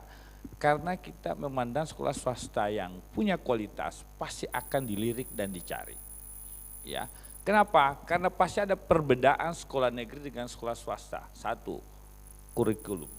Sekolah negeri kurikulumnya jelas, pasti acuannya pemerintah, Kementerian Pendidikan. Sementara sekolah swasta dia bisa berkreasi Pak, bisa memadukan kurikulum sendiri, apakah itu kurikulum internasional misalkan, ataukah misalkan muatan lokal misalkan, atau apa dengan Kementerian Pendidikan misalkan. Jadi dia ada kesempatan berkreasi. Yang kedua, fasilitas. Pasti fasilitas swasta negeri swasta lebih bagus Pak harusnya, karena di situ nilai yang akan menjadi penilaian masyarakat untuk sekolahkan anaknya. Jadi kalau sekolah swastanya kurang fasilitas, ya pasti juga akan ketinggalan Pak. Nah, pikirkan itu bagaimana sekolah swasta punya fasilitas lebih dibanding sekolah negeri. Yang ketiga, ini penting Pak, sekolah swasta sebenarnya tidak terlalu penting banyak jumlah muridnya. Sekolah negeri yang banyak Pak, karena ada kewajiban negara di situ untuk menyekolahkan anaknya. Seperti Pak Kadis bilang, semua anak harus sekolah. Makanya sekolah negeri kalau ada yang tidak sekolah, dikasih masuk lagi sama Pak Kadis Pak. Kalau dia mau sekolah negeri, sekolah swasta tidak butuh Pak. Itulah yang membedakan kadang-kadang kualitas sekolah negeri dengan kualitas sekolah swasta. Karena guru biasa hanya mengajar, jumlah siswanya terbatas sedikit. Kesempatan guru mentransfer ilmunya ke murid itu lebih ada ketimbang di sekolah negeri yang jumlahnya satu kelas mungkin berapa sekarang satu kelas? 35. 36 Pak. Kalau sekolah swasta bisa 10 orang, 15 orang, 20 orang. Itulah mengapa anak saya sekolah swasta Pak. Jadi jangan sekolah swasta berkecil Pak.